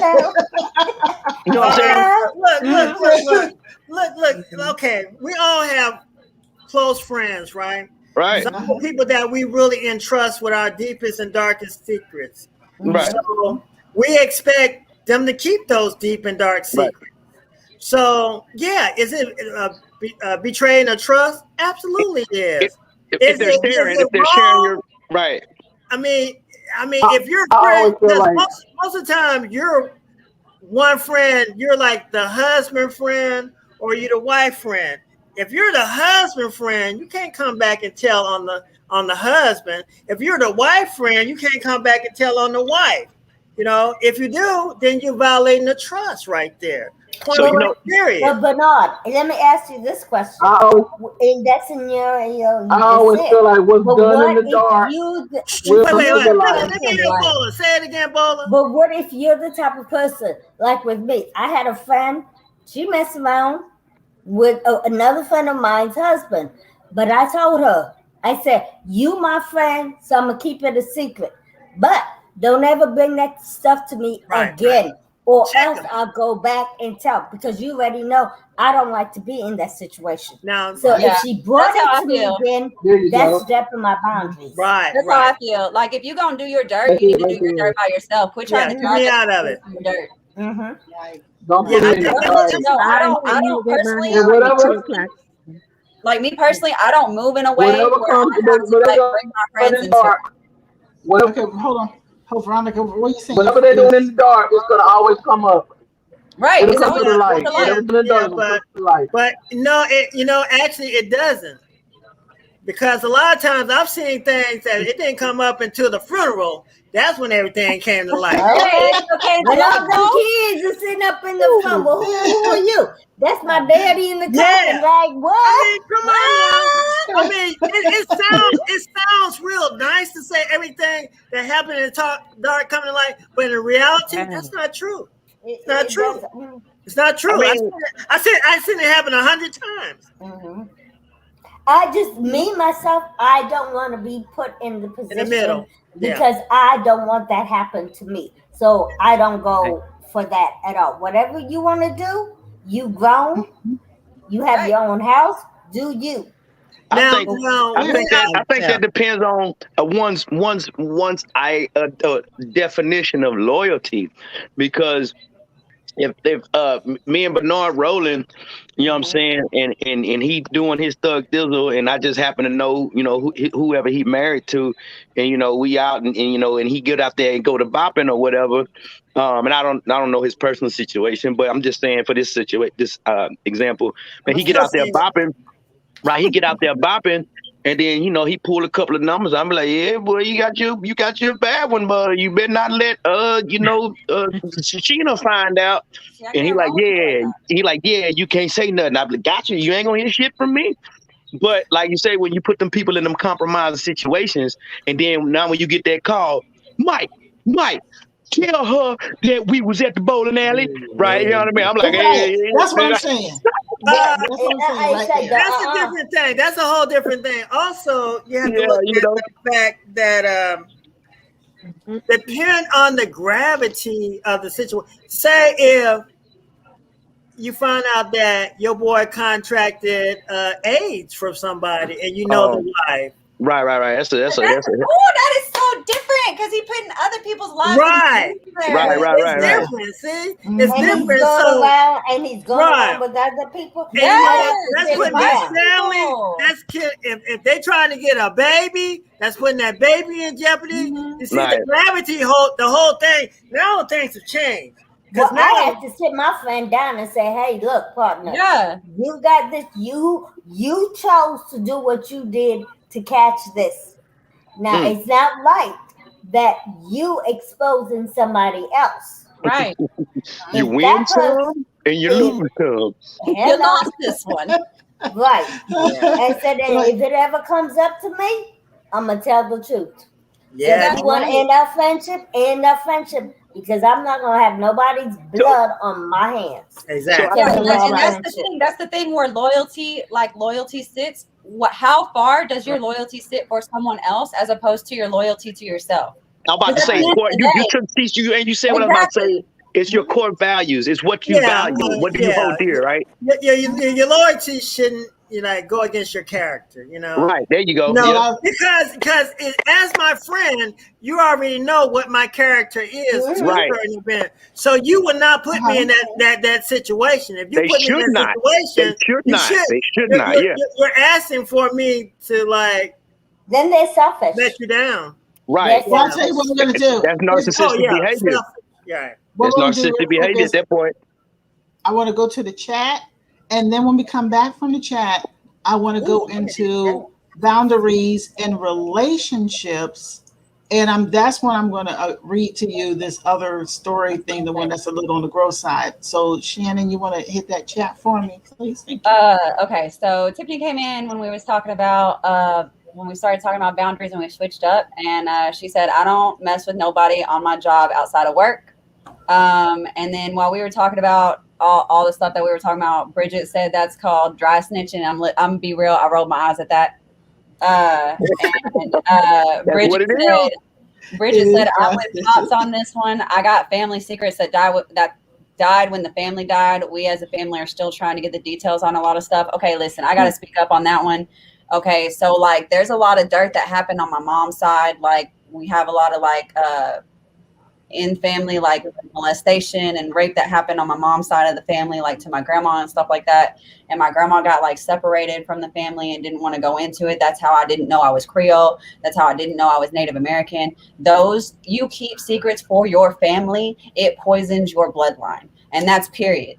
That's on period. So if you sit up here and you keep in dirt and for me, we kept the Creole side of my family a secret because my great aunt, and I found all this out on my own. I had to do research to understand my Creole background and what was going on and how I could bring that back into my daily life.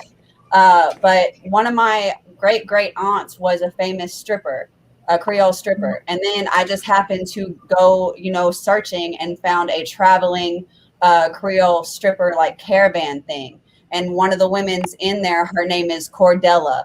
Our last name is Cordell, and the way that Creole people kept we didn't keep things on paper a lot. The way we kept things were word of mouth. So I would be Shannon, granddaughter of Patricia. So the fact that her full name was Cordella and our last name is Cordell, it's a huge tie that she's probably kin to us. You cannot keep, as much as you want to keep your loyalty to your family, it comes back to keeping loyalty to yourself first. You have to be able to speak about these things, even if it's behind closed doors, because you need to know the damage that is especially in your own bloodline. And that's just that happens all. I know, and it's sad. Because I remember I read a story about a European. This happened in England. I guess these kids got adopted, but what happened? They met each other at college. They became very close. They got married, and then found out they were brother and sister. No. And it's is that the gross shit? Is that the gross shit y'all talking about? No. No, that ain't it. We ain't got there yet, but I think we there right now. You know what I'm saying? That's called they doing that, investing in each other. Not invest. I said investing. Lord, I done had to invest. Incest. We finished with the chat. But they didn't grow up with each other, so no, they didn't know. They didn't know.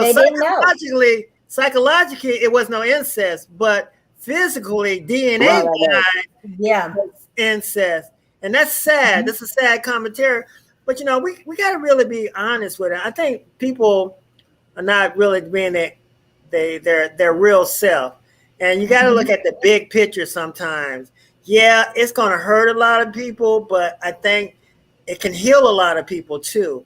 I've seen a lot of secrets happening in my family, in sexual incest and secrets of rape and all that stuff in my family, and they're still going through therapy right now as we speak. And that shit stick with you, man. They thought that I knew the secret, and I didn't even know what it was a secret to know. Right. You know, and then they was harboring hard feelings against me because, like, Uncle, you wasn't there to protect me. You wasn't even there. Like, if I would, like, I'll tell you right now, anybody, I love my family. If I knew what was going down, I wouldn't be on this podcast right now. Okay, I'm telling you that's how I roll right there. Right. Because this happened to my little nieces and stuff like that, and it's out there. Everybody knows about it now. But while it was going down, and the secret was kept, that it was kept away from me. Because if I had knew, I would have did something about it. Period. Now, I will say that it's a lot of things that family members keep from certain family members, because they know that if they tell somebody something, that it's gonna be some shit, and it's one of them ones. Well, I don't want my brother to go to jail, because I know if he find out, he gonna kill every person up in the house or whatever. So now. Is keeping a secret is, I'm sorry, Bola, but it's keeping a secret like that's gonna have you going to fucking therapy 30 years later. Is it worth, your brother getting a little 10-year sentence for, you know what I'm saying, taking a motherfucker, you know what I mean? Like, but what happens? I'm being silly, but no, it's a serious subject though. But this is why hurt people hurt people. There are too many family secrets. Yeah, it is. Yes, it is. And no one knows Yeah. how to deal with it. When they do find out, it's later in life, and there's nothing that can be done. And a lot of people don't. This is how what we call generational curses. And a lot of black people don't even seek professional help because for whatever reason we're taught not to. Because it's taboo. As soon as I cannot tell you how many of my friends that are just now seeking help for depression because they come up to their mom and be like, yo, I'm sad. And she'd be like, get over it. Like, we are just now addressing mental health in my family too.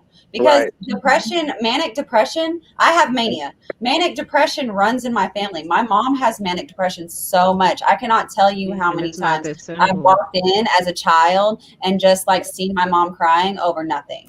Like, because she just can't, and it's not over nothing. It's just that, she's so overwhelmed. Like, that's just like the only emotion that she can have. Right.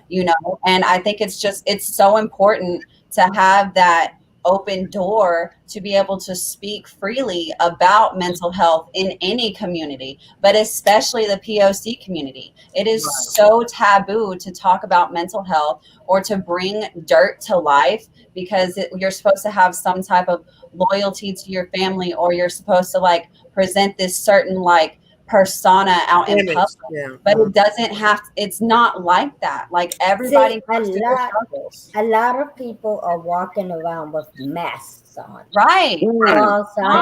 forced smiles and mask personas. Yes, and this is where the depression really starts coming in, because you gotta be this way with this person, that way with that person, and then you lose yourself. Yep. Something, I'll say this. I won't go too far with it, because just for not wanting to say too much for my own family, I don't want to make anybody feel bad. But even things in my own personal world that I stored, let's just say I pushed it back. I thought that the things that were going on with me, I attributed them to just other things in my world. I didn't want to face the one thing, the incidents that happened to me in my childhood, as being the basis for the daytime depression, different things that were going on with me. And I pushed it down. But when my sister passed away, I finally had to face it. That was the biggest thing that I did to move myself forward. And I really wish that in earlier years that I would have faced it a long time ago. I felt like it was wasted time. Even with my sister, I felt like there's something that I really wish that we would have addressed before she passed away. And it's something, that's why I say it's not a good deal to push these things down. And it is those generational curses that do it. And then also the fact that just your family likes to brush things under the rug. In my family, it was, in a lot of families, of course, when people had kids out of wedlock, they would hide and things like that. I mean, every family did that during those days. It was something that it was just the known thing to do. But in myself, it was just my own personal was something totally different, more dark. And I wish that I would have talked about it earlier. I would not have had to spend so many years wondering why I had that depression. But and like it's very important. I'm sorry. It's very important to like I have a lot of trauma, sexual trauma in my life. I have a lot of like physical and emotional and mental abuse in my life. And it's very important to like make sure that I agree with you 100%. I wish I would have went into therapy at 21. I would have been a completely different person at 31. We all go through the paths we're supposed to take, but my parents tried to put me in therapy when I was younger because one of my first students happened in pre-K. I was talking to my therapist now, and she told me I should report that man because he probably did more damage than, help me at all. So, I mean, there are some times that, you run into someone and like you try and get help and it may not work. But I want to make sure and put this PSA out there. Don't stop at one therapist. If you run into a therapist that you don't click with, go find another therapist. There are people out here that will connect with you and help you. It is so, so important to make sure in this world full of chaos that you have as much peace as you can so you can move as smoothly as possible. Yeah, and I think that also the things that we tell in our stories, there's somebody out there who this can help, who themselves have had some type of occurrence in their own life, and they just pushed it down, pushed it away.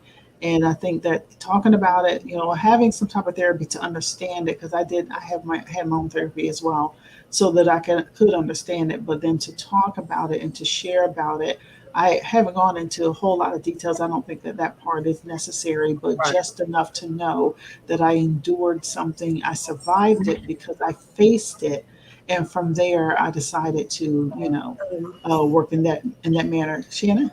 That is such an important mentality to sit with, is the fact that you are a survivor and you are not a victim. That has to be as soon as you can get over the hump of yourself, why did this happen to me? Why am I going through this? Why am I dealing with this? As soon as you get that hump and you be like, no, I fought through this. I faced it on my own. I was able to get through to the other side. You're going to be able to move so much better. That is the biggest step. Because when you got to own it to change it. You can't do the same thing over and over and over and expect a different result. That's insanity. That's insanity. Exactly. Right. And the thing is that we have to be brave enough, strong enough to break the cycle. Let the cycle stop right here. Let it be like the buck stop here. The secrets, the darkness, the sexual, the promiscuous, all that stuff, it stops right here at my mind right here. So it doesn't go forth, because the one thing you have to realize, when you're bringing forth children in this world, you're passing forth DNA. So even if you don't talk about the situation or the scenario or what happened to you, you're passing it genetically to your loved ones, to your kids and your kids' kids. And it's coming up. And you wonder why some of these kids are depressed from birth and stuff, because that genetic marker is actually being passed through your lineage, your legacy. So if you want to have your legacy to have a great destiny, then you have to stop it here, right now, and don't go no further. Bernard, like you said, darkness. In life is about dark and light. The closer you get to light, the closer you are to who you are. Mm-hmm. Your truth. The more you're in darkness, the darkness, it could come from generation. It can come from things that happened in the past. It can come from your thinking. And you have to begin to shed.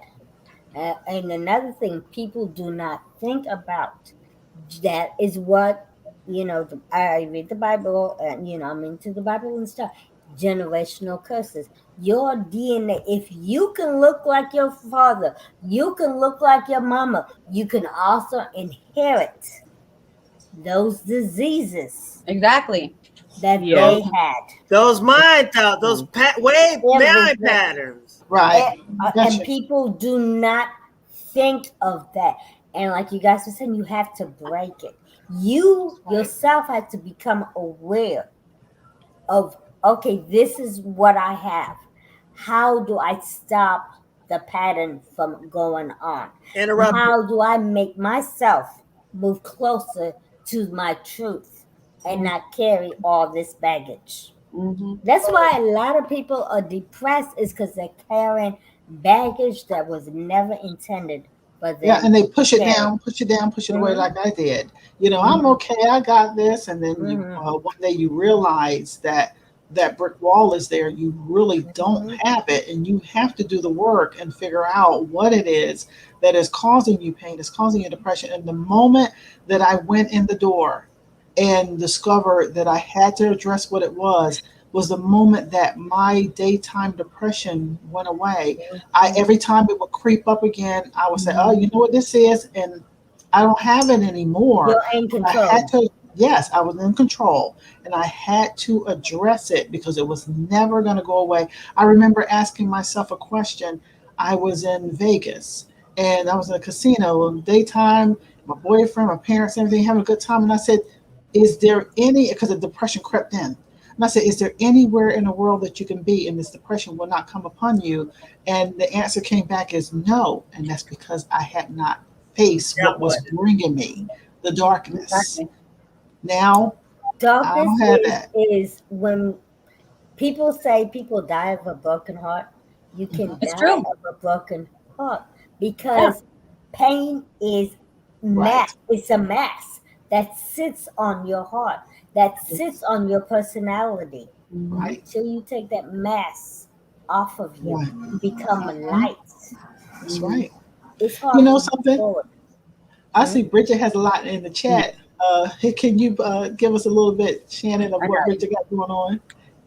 I had to apologize to Bridget to rolling my eyes at her. So a part of that was it is what it is. I was like, I didn't mean to be rude. We all hold our own loyalties, and what we see as off center or not. My rule of thumb is if you ask me to step outside myself, I cannot follow through. No offense intended. And she goes, you're good. The secrets are hidden well. Hidden well way before I was born. And we're talking about family. Me being me, I tried to get the tea, but my family tell no tales. So we had to make it for the best. And, she said she holds her truth and values sacred. She said she'll compromise and bend on some things, but when I start getting convicted within myself about in a situation, I deal with the issue head on to live my truth. Veronica said it's real. Yeah, really, especially in kids when we're talking about mental health. And Bridget came back with being a Christian and a Black Christian, a mental illness and depression and therapy are issues that are not discussed. The answer is always give it to Jesus. But even when it's not explained fully, it's stigmatized. Like if you have a mental illness or depression, you have no faith or you're not following the will of God. And that's why you're ill and depressed. I finally had to realize that, hey, God is big enough to allow me to experience my pain and grief and live in it. And he will help me find the path out that doesn't suppress my feelings. See, a lot of us are raised in that religious spirit that just do things this way, that they don't make God real. Right. And so we go through all these things, just have faith. But God is real, and He's here to take care and help you walk through. Because that's how I got my healing, was through God, but it was not through that religious spirit that a lot of churches have that say, hey, you just have faith. But what is faith? We all have a measure of faith, and it only takes you and God working things out for you to be able to move forward if you're a Christian. So with that, Yeah. Right. Bernard, you make the last point on this. Let me address that. Okay. Now, believe it or not, I was a prison ministry. I did prison ministry. Okay. Mm-hmm. And I know a little Bible myself. Mm-hmm. And there's a lot of part of the Bible that people don't really address, like seek wise counsel. What is a therapist? Wise counsel, right? Mm-hmm. Seeking you shall find. Knocking, the door shall open. Mm-hmm. Knocking mean that going through adversities, going to the other side. See, what your ministers do is they put you in a situation that you're an addict or you have a situation and they have the only solution for you. And they don't necessarily have the solution. They make it seem like you got to come basically through them and what their ideology is and their ism, because it's just a belief of them. But if you really know the word and really get in depth into it, into the teaching to it, and that's why it says, study yourself to be approved, and not to be ashamed. But see, they don't study and they don't really. Now, right now, I'm not a practicing Christian. Because of my own beliefs, I put it right out in front. But the book is a very, very good book, and it has some great principles. Like, how many people sit down and read the Proverbs? And the Proverbs say it's good for a believer and an unbeliever, because the principles that they speak of is universal laws that can help anyone achieve greatness and success and wealth. Identity. So too many people get caught in going to God. Well, God created the whole. If you believe in God, then God created the whole world and everything within it, created the universe and stuff. So He created these things for your benefit. That includes your fellow brother, sister, mother, psychiatrist, therapist. See, well, you know what it is. What I see the issue is with the church. Too many religious leaders want to be in control of, and so they're not mind control. Bringing you, yes, to the active knowledge of who God is. So people have to leave because they're not. I don't know. Yeah, those are repeating for a moment there, but. Y'all know me with the whole religions. We know that many there are thousands of religions, and they were created to control. You just got to make sure you got the right version. Yeah. Well, no, you don't. You don't need to have it at all, in my opinion. Well, I'm saying if you choose to read something like the Bible, you just need to make sure you're going. But you always have to studying the correct version. Well, the thing is, you have to lean toward the spirituality. Man.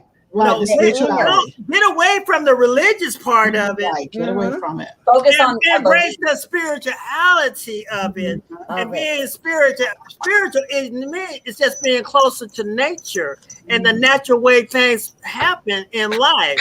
The reaping and the sowing, okay? You reap what you sow. That's every farmer knows that. Exactly. And I'll say this, and then we're going to turn a corner into just real quickly into boundaries and relationships. But because I in order to get to that nasty story, I got to go to boundaries and relationships. But I'll just say this: keep in mind that these religions were We're built to control, and also keep in mind and do your own research first, folks. Don't look at what I'm saying.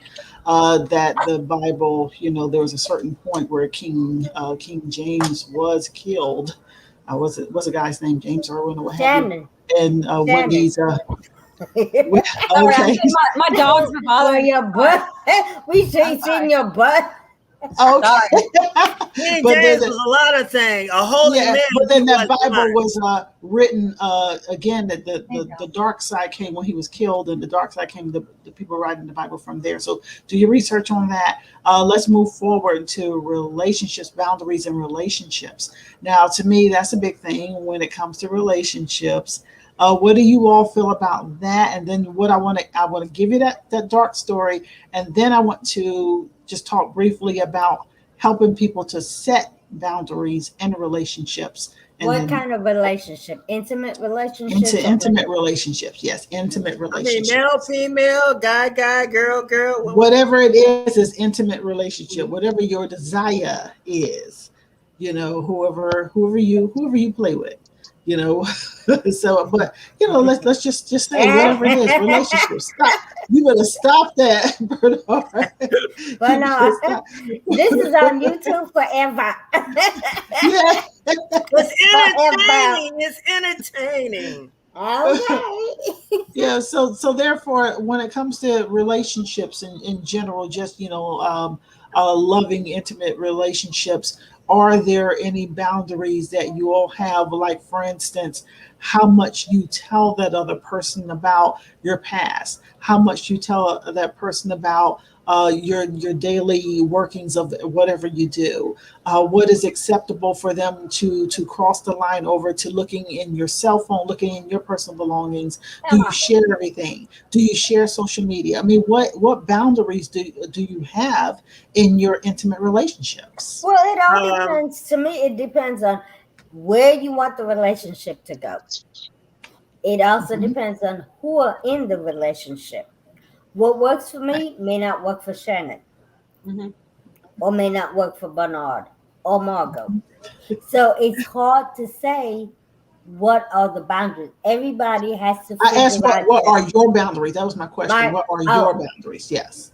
So do you have any? Do you have any at all? Because I think about this, like, let's say, for instance, I posed it out there when it comes to like cell phone. Are you okay with your mate picking up your cell phone when it rings or when there's a text? Are you okay with your mate knowing where you are at all times? Are you okay with your mate knowing that you have friends of the opposite sex? Are you okay? I mean, there's so many things. Do you have any boundaries? Yeah, I think, everybody has their own boundaries, but your boundaries can also expand based on the information and your maturity too. As far as I believe that I should know all your friends and you should know all my friends. Okay. There shouldn't be any friends that nobody knows about. Now, do I have an active relationship with that friend? No, I don't think that's necessary. Right. I also believe in monogamy. If we gonna be slop and spit with each other or body parts or whatever, then it's just me and you, not me and you and somebody else. I believe that we should, when we argue, we should be arguing for a answer, or not just argue, but what's behind the argument. Let's kind of let's dig a little deeper in there. And then I need to know what your boundaries too, because some areas we might need to compromise. It's easy to set your own boundaries, but in a mature, loving, caring relationship, you're also going to want to find out what that other person's boundaries too. And you're going to have to compromise in some areas. In some areas, you're just going to have to disagree in, because the bigger picture is you're together, you loving, and you have a loving, respectful relationship. I think where people have the problem is when they have boundaries and people go across the boundaries and they feel disrespected. Once you get disrespected, then your whole attitude is different towards that person. Even if you love them, you got a different attitude because, hey, I told them not to step on my white shoes. They keep stepping on my white shoes. we got a problem. You know what I'm saying? Because now we're coming in. You went. You knew something was a boundary for me, and you did it anyway. That's where problems. And Bernard, what do you do at that point? We have a conversation. Okay, and if you don't fix it, what happens then? Then we have to go. We have to separate ways. Got to go our separate ways. Because if they don't respect me, then that's my core. That's my core. You don't respect the core of me, then you don't respect the totality of me. So, and if you don't respect the totality of me, I got bounds. And a lot of people are not willing to do that. So they keep going on with this relationship, and all you hear is them complaining.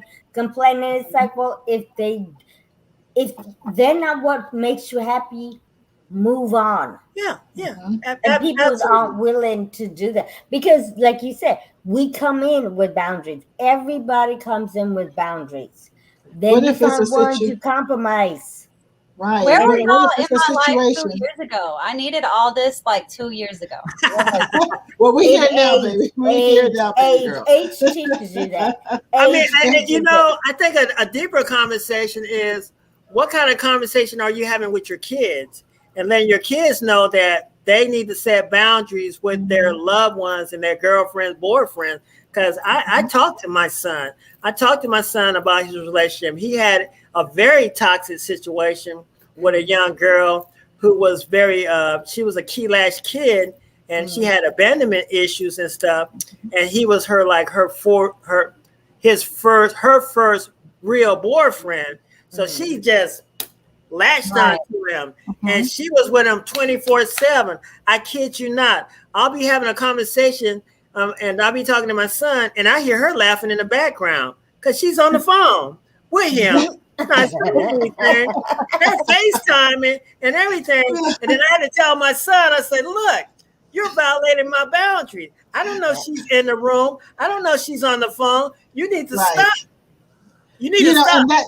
You've raised a point there. How do you feel about that when you are talking to someone? Let's say you're talking to your homeboy, your homegirl, or whatever, and their mate is in the room listening to the whole thing, and you're telling something of your personal world. How do you feel about that? Is that going over the boundaries? Absolutely. If you're not aware of the relationship that they have too, you know what I mean? Because with them, yeah. It depends on that relationship too. Because like me personally, like not anything that I know, but there's a lot of situations where I'm like, listen, I got to talk to somebody else about this, and I know it's not going to go anywhere if I talk to you about it. You know what I mean? Because that's how your relationship is supposed to be, and that way, you have someone to help you work through your. Like if you can't handle that situation that your friend told you, you have someone to talk to so you can maybe come to like a more healthier conclusion or a more healthy way to like deal with it. I have not personally 100% had that, but I mean, that's what it's supposed to be. But as far as like being in the same room while you're having the conversation with your friend, no, I don't personally think that's okay that they're partaking in that conversation because you don't know how personal that is. But that feels like ear hustling to me later. But wait a minute. Well, not when we talk. You call your friend who has a significant other, and that significant other is in that house, in the room with them. Right now, you're also as a friend infringing on that significant other's boundaries. Because you got to remember, that is a household. Right. That is this. Yeah, so when let me finish. So when you talk to your friend, it is up to that friend to say, hey, let me excuse myself. But it's never the other person's place to say, hey, I got to step out of the room. No, because you... No. That's not. I wasn't thinking that. Yeah, I wasn't thinking that at all. I was thinking the person, the friend. My friend is the one who put that situation, put my business in the street. Now you got this woman over here ear hustling on my business, and that to me. That is a boundary. What if that woman? What if that person never says anything? Yeah, and that's still bad because if let's say we're somewhere, and that person repeats something that I've said or done, or I know about you or whatever, and That to me, that's a violation. To me, when I know somebody has become a couple, I create boundaries on when I talk to that person, because their relationship is more important than my relationship. Because if we had a significant other, we would go to our significant other with the problem, or find somebody who was not attached. But what if they don't know the person that well? Not necessarily. What do you mean? Well, if they want, right? There are some situations where, well, I guess what I'm just saying in general, it is still up to your friend to protect your confidentiality, and that is the point right there. Because to me, but then you got to think. You have to think. If your friend is not protecting your confidentiality, there's a problem. Not so much as a problem to me is they value that relationship they're in better than yours. So now, instead of you continuing with the conversation, you say, hey, let me talk to you later, and then you find somebody else who has that time to give you attention. Yeah, because that did happen to me one time. That happened to me in a situation where I was actually managing someone. And I was having a confidential, I was on contract with this cat, and I'm having a conversation, and there's the significant others in the background, and spoke up. No matter what I was talking about with the artist, it should have been between me and the artist, because we were on contract and confidentiality agreement. That was breached, because then she spoke up. So at that point, I mean, things were over, after that, but I should have been protected from, manager and client relationship should have been protected, and that other person should not have been in there. So that was a boundary broken. Now, was that person your friend, or was that person your client? That was my client. See, and when business like that should be handled in a business situation. Yeah, it really was supposed to be, but when you're managing somebody, you might talk to them at different times, all the time. Right, just can't kind of designate. It's like both of y'all can't go to the office. No. When I say a business situation, that other person should have said, "Hey, hon, I got to take this business call." And a lot of people do that, and they excuse themselves and go into another room. But if that person is going to talk in front of a significant other, that gives that other person I can join in on this conversation too, because now it becomes a 3-way conversation instead of a 2-way conversation. Right. And it became very uncomfortable, and that relationship was over. Veronica, you're saying you bad, girl. Go. Yeah. Hey, y'all. I'm back. What's up, V baby? What's up, V baby? So give me an answer on this scenario. It was like my girlfriend had just met a guy, and she'll call me, and she'll say they were together, they was like at a hotel or whatever, and they were together, and she would call me and say, I wanted to introduce you to such, and I said, okay. And then we get to talking, and everything, we used to be like, well, I said, let me tell you something. You got one time to F over my sister or my friend, and I'm coming for you. Is that overstepping my boundaries? Hell yeah. Yeah. Hell yeah. Definitely. Hell to the yeah. Hell to the yeah. That's grown folks talk. Hello. I mean, that's grown folks talk. Look, I'm going to tell you this one. A lot of you single women are keeping your single friends from getting married with bad advice for getting them in their business, okay? You need to let grown people get married. You can advise them if they ask for your guidance and they ask for your counsel. Yeah, give it to them. But a lot of times you're not seeing what's happening, how he reacting to her, or how she agreed to her, or what she said to him, or what he said to her. You're just listening to one side of the picture and what made running you, with it. What made you think you needed to say that? Yeah, exactly. Because the reason why I said to him because even like she had told me, well, he said something about his background or whatever, and I really didn't care for the background situation, you know. And but you didn't care, but obviously it didn't bother her. So you judging the brother? Well, she do me. I mean, we do each other the same way. I mean, y'all need to stay out of each other's business. Y'all have, you know, better luck than that. I knew Bernard gonna say that. No, I'm with Bernard. After high school, we need to stop that. Yeah, stop that. You gotta stop it. You know, you're seeing women are keeping each other single. You know, like misery loves company. Just stop it. Just stop it. Tell her, girl, you need to check him. Pull her to the side, but don't address him. Because anyway, I'm not in a relationship. I'm not screwing you. I ain't loving you. I ain't kissing you. I ain't taking you nowhere. And that's why you end up. A lot of times, men don't like. I tell her the same thing. But it doesn't matter who's telling who. Two wrongs don't make a right. Okay. It don't matter who's telling who. She chose to be in that relationship. You chose to be in the relationship based on what you want, not based on what your friend wants. So how can you have a relationship if you're based on, oh, my friend don't like you, or my friend said this, or this, you said this to her man? How can you have a relationship? I'm not having a relationship with the two of you. I'm only having a relationship with one. So tell your friend bye. I cannot tell you how many times. Okay, listen.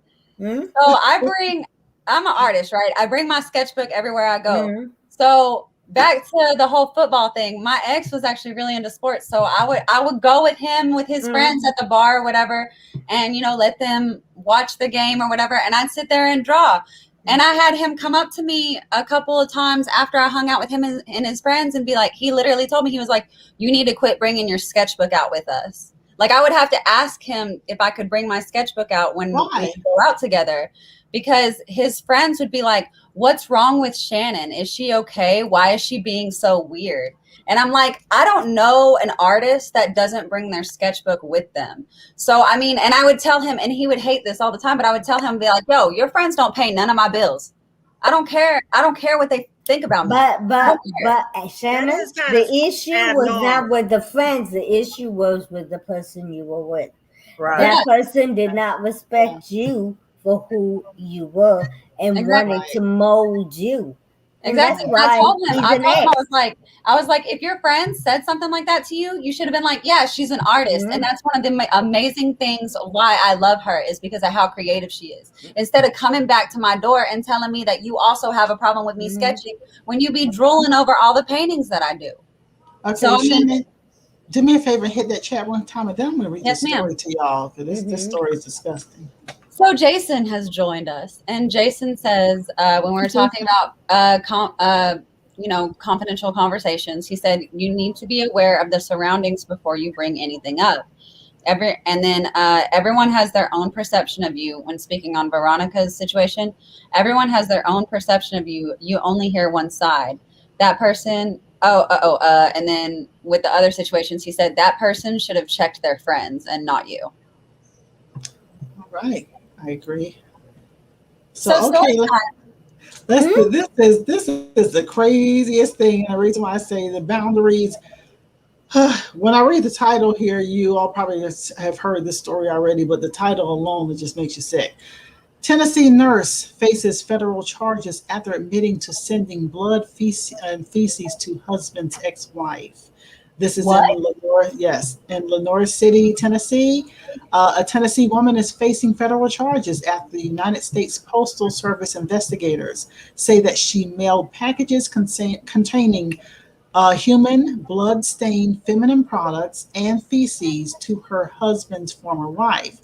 The criminal complaint from the U.S. Postal Inspection Service filed against 37-year-old Della Marie Gibson Latham in the United States District Court for the Eastern District of Tennessee accuses Latham of violating Postal Service rules by mailing the biohazardous material. Yes. The USPS rules that say that materials such as biological and regulated material waste are not permitted in domestic mail except when they are intended for medical or veterinary use. So that was a boundary that went completely crazy. Somewhere in this woman's life, she had something happen and she felt like she deemed it necessary that she had to go completely. Yes, she needs some therapy. She needs some therapy. I mean, anybody knows that was far and beyond any kind of social boundary norms. Just your cultural norms. You don't hear stuff like that, and the reason you don't hear stuff like that because most people don't do stuff like that. And guess what, Bernard? Guess what? She done lost a man now anyway, now that she gone to jail. So she what was that all about? Her man. 2 for 2, baby. She got that man. You're right. She lost her man and her freedom. And her mind. And her mind. Yeah. Because that was the first thing to go. Yeah, because trust me, if that man was going back to his ex-wife, now you gave him a reason to go back. Oh yeah. Yeah, now they're gonna have something to bond over. Way to go. You're crazy. They're gonna be talking to each other about you at the trial. About you. I'm saying they've been to go to a custody meetup and be like, listen, you want to talk about listen, and he's going to be like, I take no responsibility for what she did. I'm so sorry. And then they're going to sit down and they're going to have some coffee and they're going to talk about all the wild things you sent her in the mail. Right. And then they're going to go out there and have a little fun for old time's sake. I'm saying, then you just reignited. They're going to watch the fireworks by the end of the night. Yeah, it's on and popping. It's on and popping. And guess what? He gonna write you a letter and tell, baby, I'm divorcing you. They weren't even married. He was just dating her because she sent it to his ex-wife, right? Yeah, she sent it to that's his girlfriend. So they weren't even married. I guess she tried to make sure that she was not coming back. And how much you want to bet? This is just me, for her to send those feminine products like that. How much you want to bet there wasn't some type of witchcraft or black magic involved in somewhere? Why would you send blood and feces unless you were doing some type of darkness? Well, she in jail. Speak on that. No darkness that she went to. She in jail now, and they're living their lives happy. Either that man is with the ex. Let's do that. A lot of stuff gonna be coming to light because they gonna body search every crevice in her body to make sure she ain't got no more feces up in there. Oh my God. You don't make me turn everything off over here. Okay, let's do this. You know how we like to leave our audience with something positive that they can walk away with. So let's do this. There are tips for people out there when it comes to boundaries, how to set healthy boundaries in your relationship. And this one is from EugeneTherapy.com. The first thing is know that boundaries are healthy for your relationship. I think that one's kind of self-explanatory. They're just saying before setting boundaries, consider acknowledging why they are important. If anybody wants to expound on that before I move forward. I think boundaries is about respecting yourself as a unique individual that has their own personality, their own likes and dislikes, and their own way of doing things. And you want somebody to know that this is me, and this is what I like and what I don't like. And if you don't cater to that, or you counter to that, then kick rocks. You know what? With me, you may be a good person, but you're not good for every relationship. Exactly. Right. You're not good for me. Right. And once you realize that, you will be able to set your boundaries. Right. Okay, here's another one here. The next one is listen to what your partner needs And they're saying, since you expect your partner to honor your boundaries, it's also important to fully listen to their needs as well. Relationships are a two-way street, so listen to their boundaries and all too. Anything on that? Anything on that? They're not just clowning now. Yeah, okay. Bernard is like, he's going off. But listening, a lot of people in relationships don't listen because they think that relationship there is to fix what they need. A relationship is not there to fix. I think the thing is, we also have to stop trying to focus on being right and listen to somebody. Because a lot of times we're listening, but we're listening for an opening so we can counter what they say.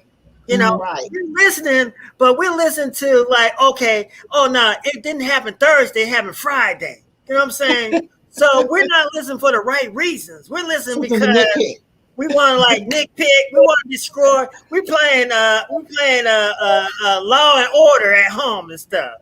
Instead of what we should be doing is like, oh, okay, they got a point.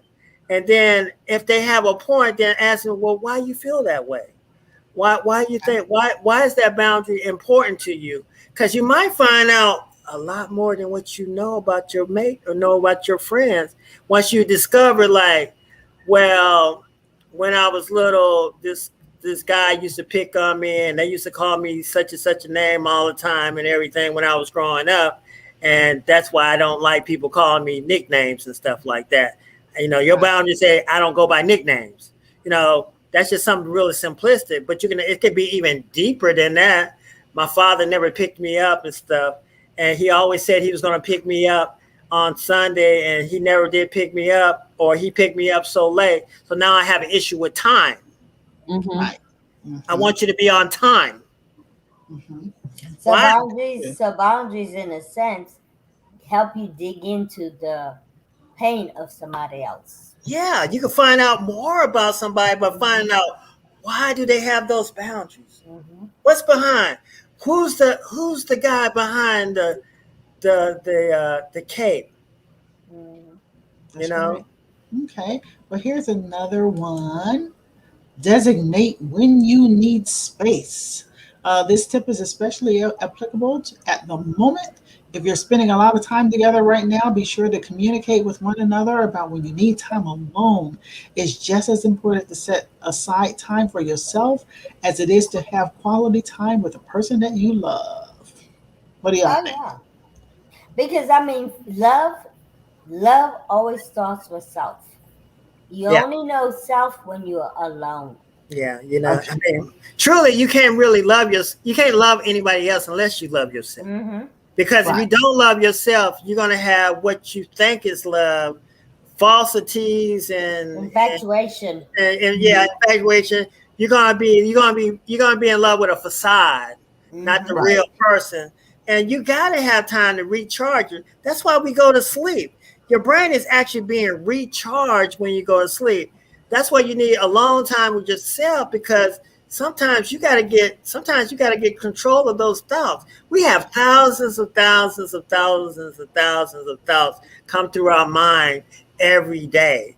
And we have to learn how to filter those thoughts. And sometimes how we filter that thought, maybe through prayer, maybe through meditation, sometimes just going out in the garden or going out in the grass barefooted, grounding yourself to nature might be a way to ground yourself. So now when I'm renewed and I'm refreshed, you got a better version of me than I'm stressed out and I ain't had no little me time, you know? And a lot of people, Bernard, a lot of people don't realize when you take that me time, you not only rejuvenate your mind, but your whole body.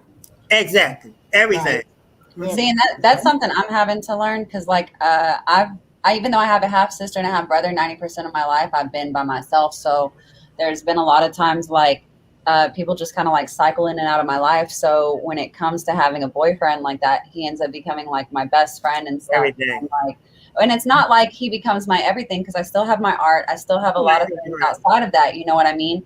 But it's like, okay, if I'm going to go see my friends, I want my boyfriend to come with me. Or if he's going to go see his friends, like I'd like to go with him. Just especially when the pandemic happened, because I was home all the time, and he ended up being like the only person that I got to see in, you know, like a week span. He'd be like the only person come home every day, and he's the only person I see every single day. Shannon, I have to ask you this question, if you don't mind. Go ahead. Tanya.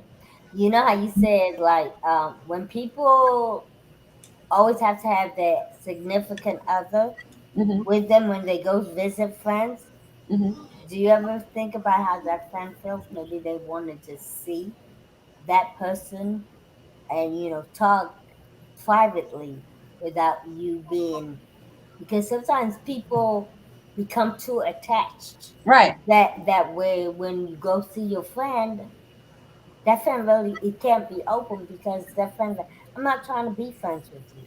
Right. And I understand that. Like, I'm very quick to be like, hey, is it okay if, you know, such and so comes or something like that. But when I talk about like bringing my boyfriend or something, it would be like, okay, we're like, for him, we're gonna go watch the game somewhere or something like that. And I'd be like, I want to come just because I want to be out of the house. If they're not inviting you some of those things, then something else is wrong too. That's what I thought. That's what I thought too. Thank you. Not everything, but sometimes, you know, that, hey, especially if you find out that other spouses and other girlfriends are there too. Yes. You're not invited. You better try. Yeah, that's a red flag. Like, hey, oh. All right. Well, you know what? Too. I'm glad I'm not alone on that thought process. No. You're fine. You're fine. All right. But I think that the thing is just to have a really open conversation of why you need to have that, need to go and tag along with them. First of all, you want to be felt wanted and needed, and you need that right now at this time of your life, because, you know, when you had exposure to a lot of people, then you don't need that same type of exposure and that same type of need. So it's organic and it's fluid, you know. Right. Okay, and here's the last point: communicate with respect. Healthy relationships include respect from both sides. The best way to communicate your boundaries with your partner is with compassion, understanding, and respect for each other's expectations. Having respect each time you communicate will ultimately make your relationship healthier and stronger. Respect. Okay, what do y'all think? Like, that's a discussion most people don't have. What does respect mean to you? What respect means to me is different than what it means to your ex. And you have to establish that part. Right. Yeah, you gotta really dig deep. I mean, I think people really don't want to know what people think. They just want to be heard. And that's just so unfair to the other person. You know, everybody wants to be heard, and everybody wants to be understand.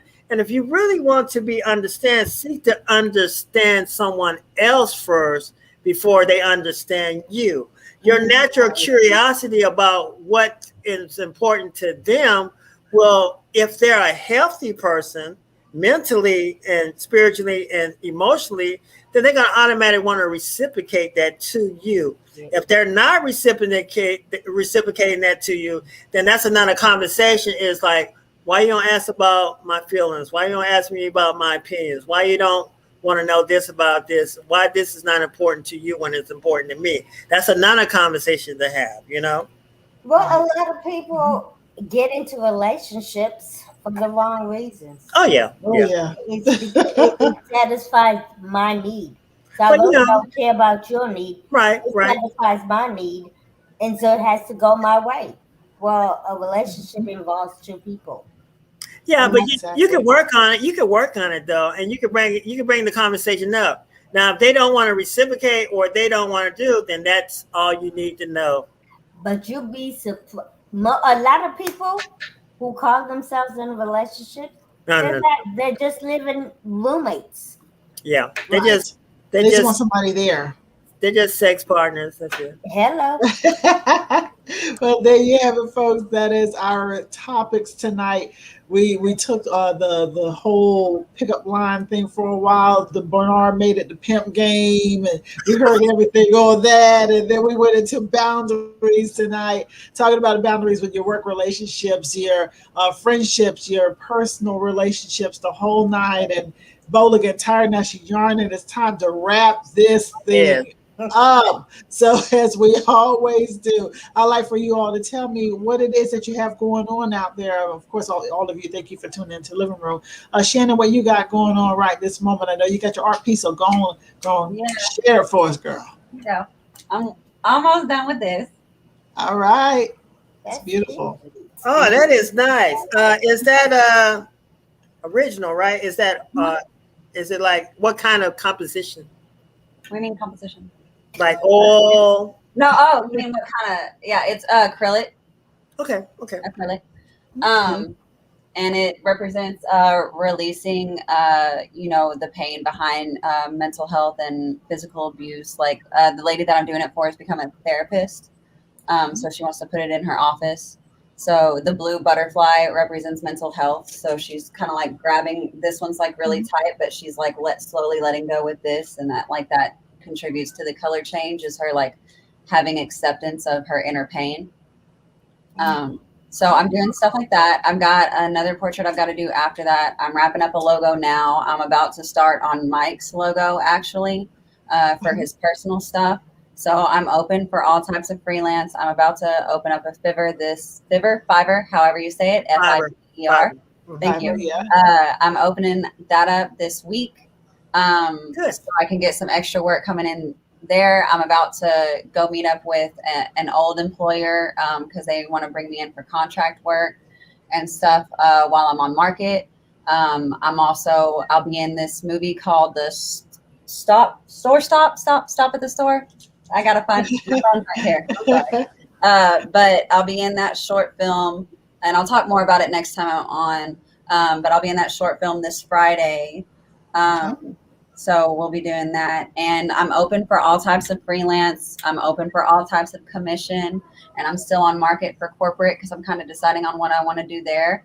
And then, I also have like the masked element thing on the side if you're curious about that. So all of my social media is Element Rose 13. And then, like I said, I have that side project as Masked Element if you want to go find out what that is. All right. Well, thank you, Shannon. Miss Bola, what you got going on, girl? Do you have my stuff up?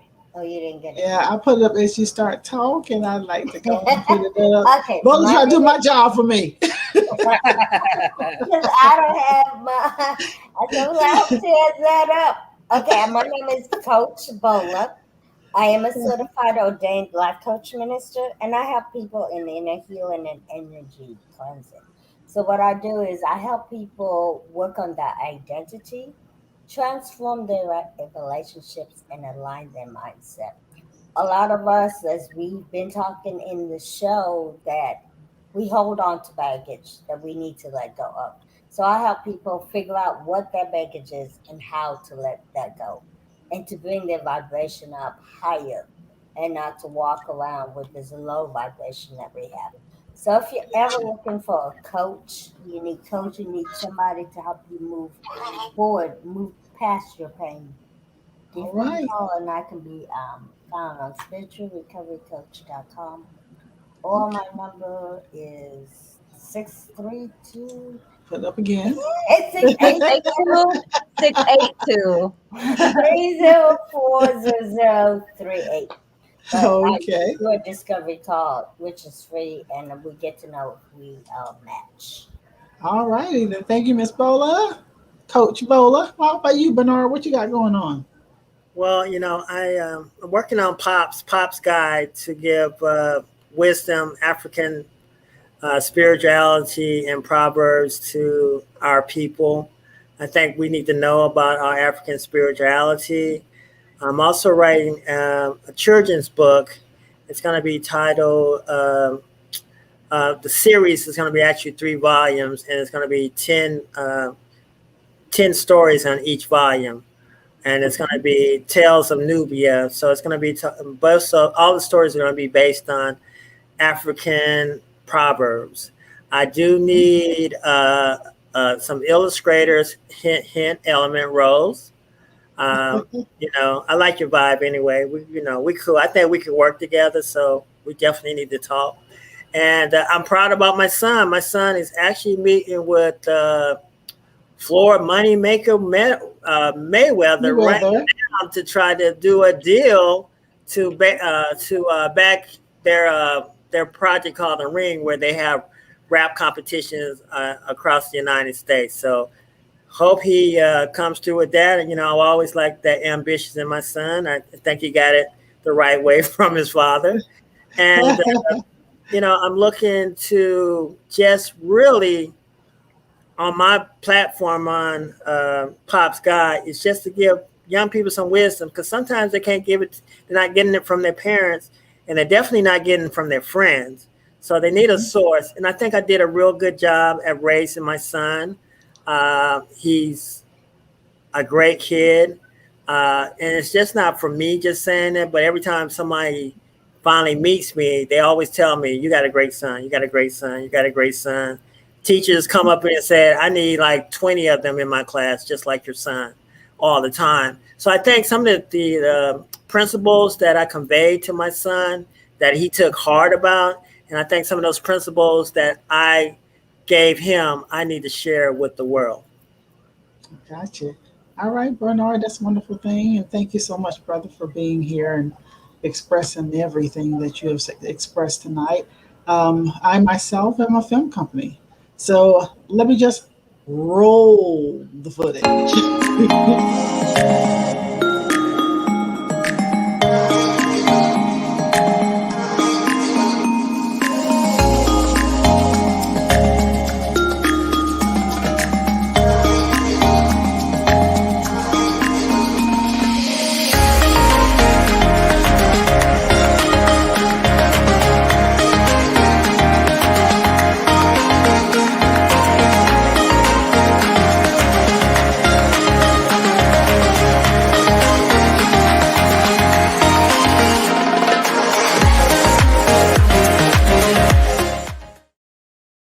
And you know, I have to roll the social media because I never remember it.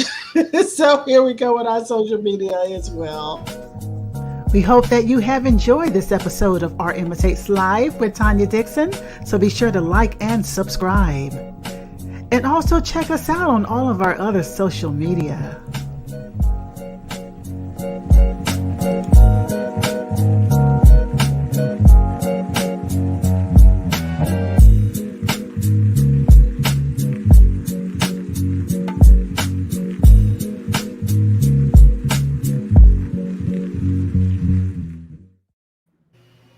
All right. You know, for myself also, when it comes to people wanting to be here on Art Imitates Live, whether you want to be on the Soul Spotlight or you want to be here as a guest panelist with us here on Art Imitates Live, and maybe if you want to join us on a permanent basis, be sure to reach out to us at info@tandyland.com, as well as if you want to hit us on Gmail, Tandy AIL. That is Tandy AIL. I had to think about it because I don't remember all my social media.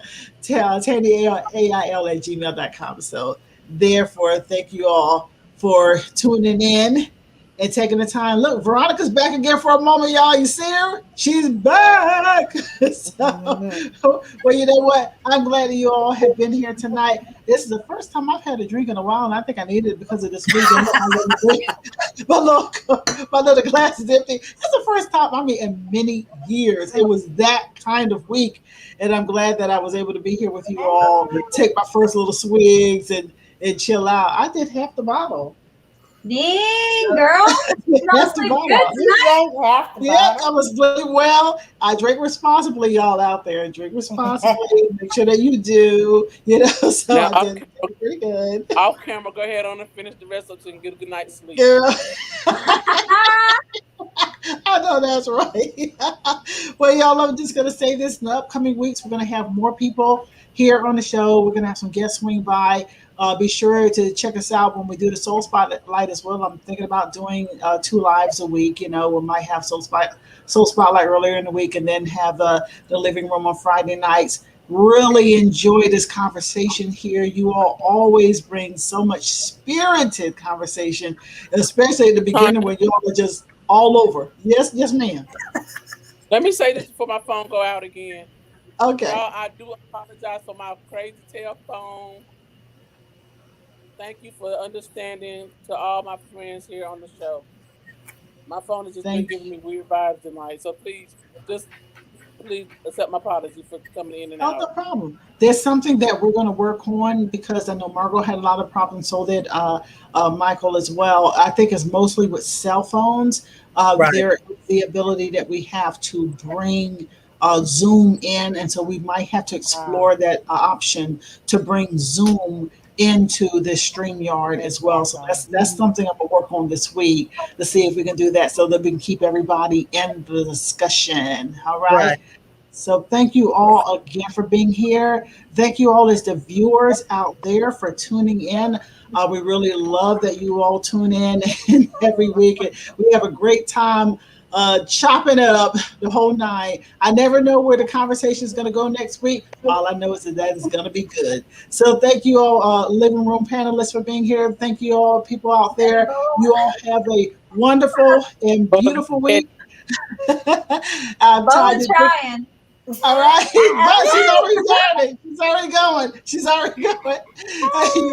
You all have a beautiful week out there. I'm Tanya Dixon. That's the Living Room Crew, and we'll see you next time on Art Imitates Live. Good night.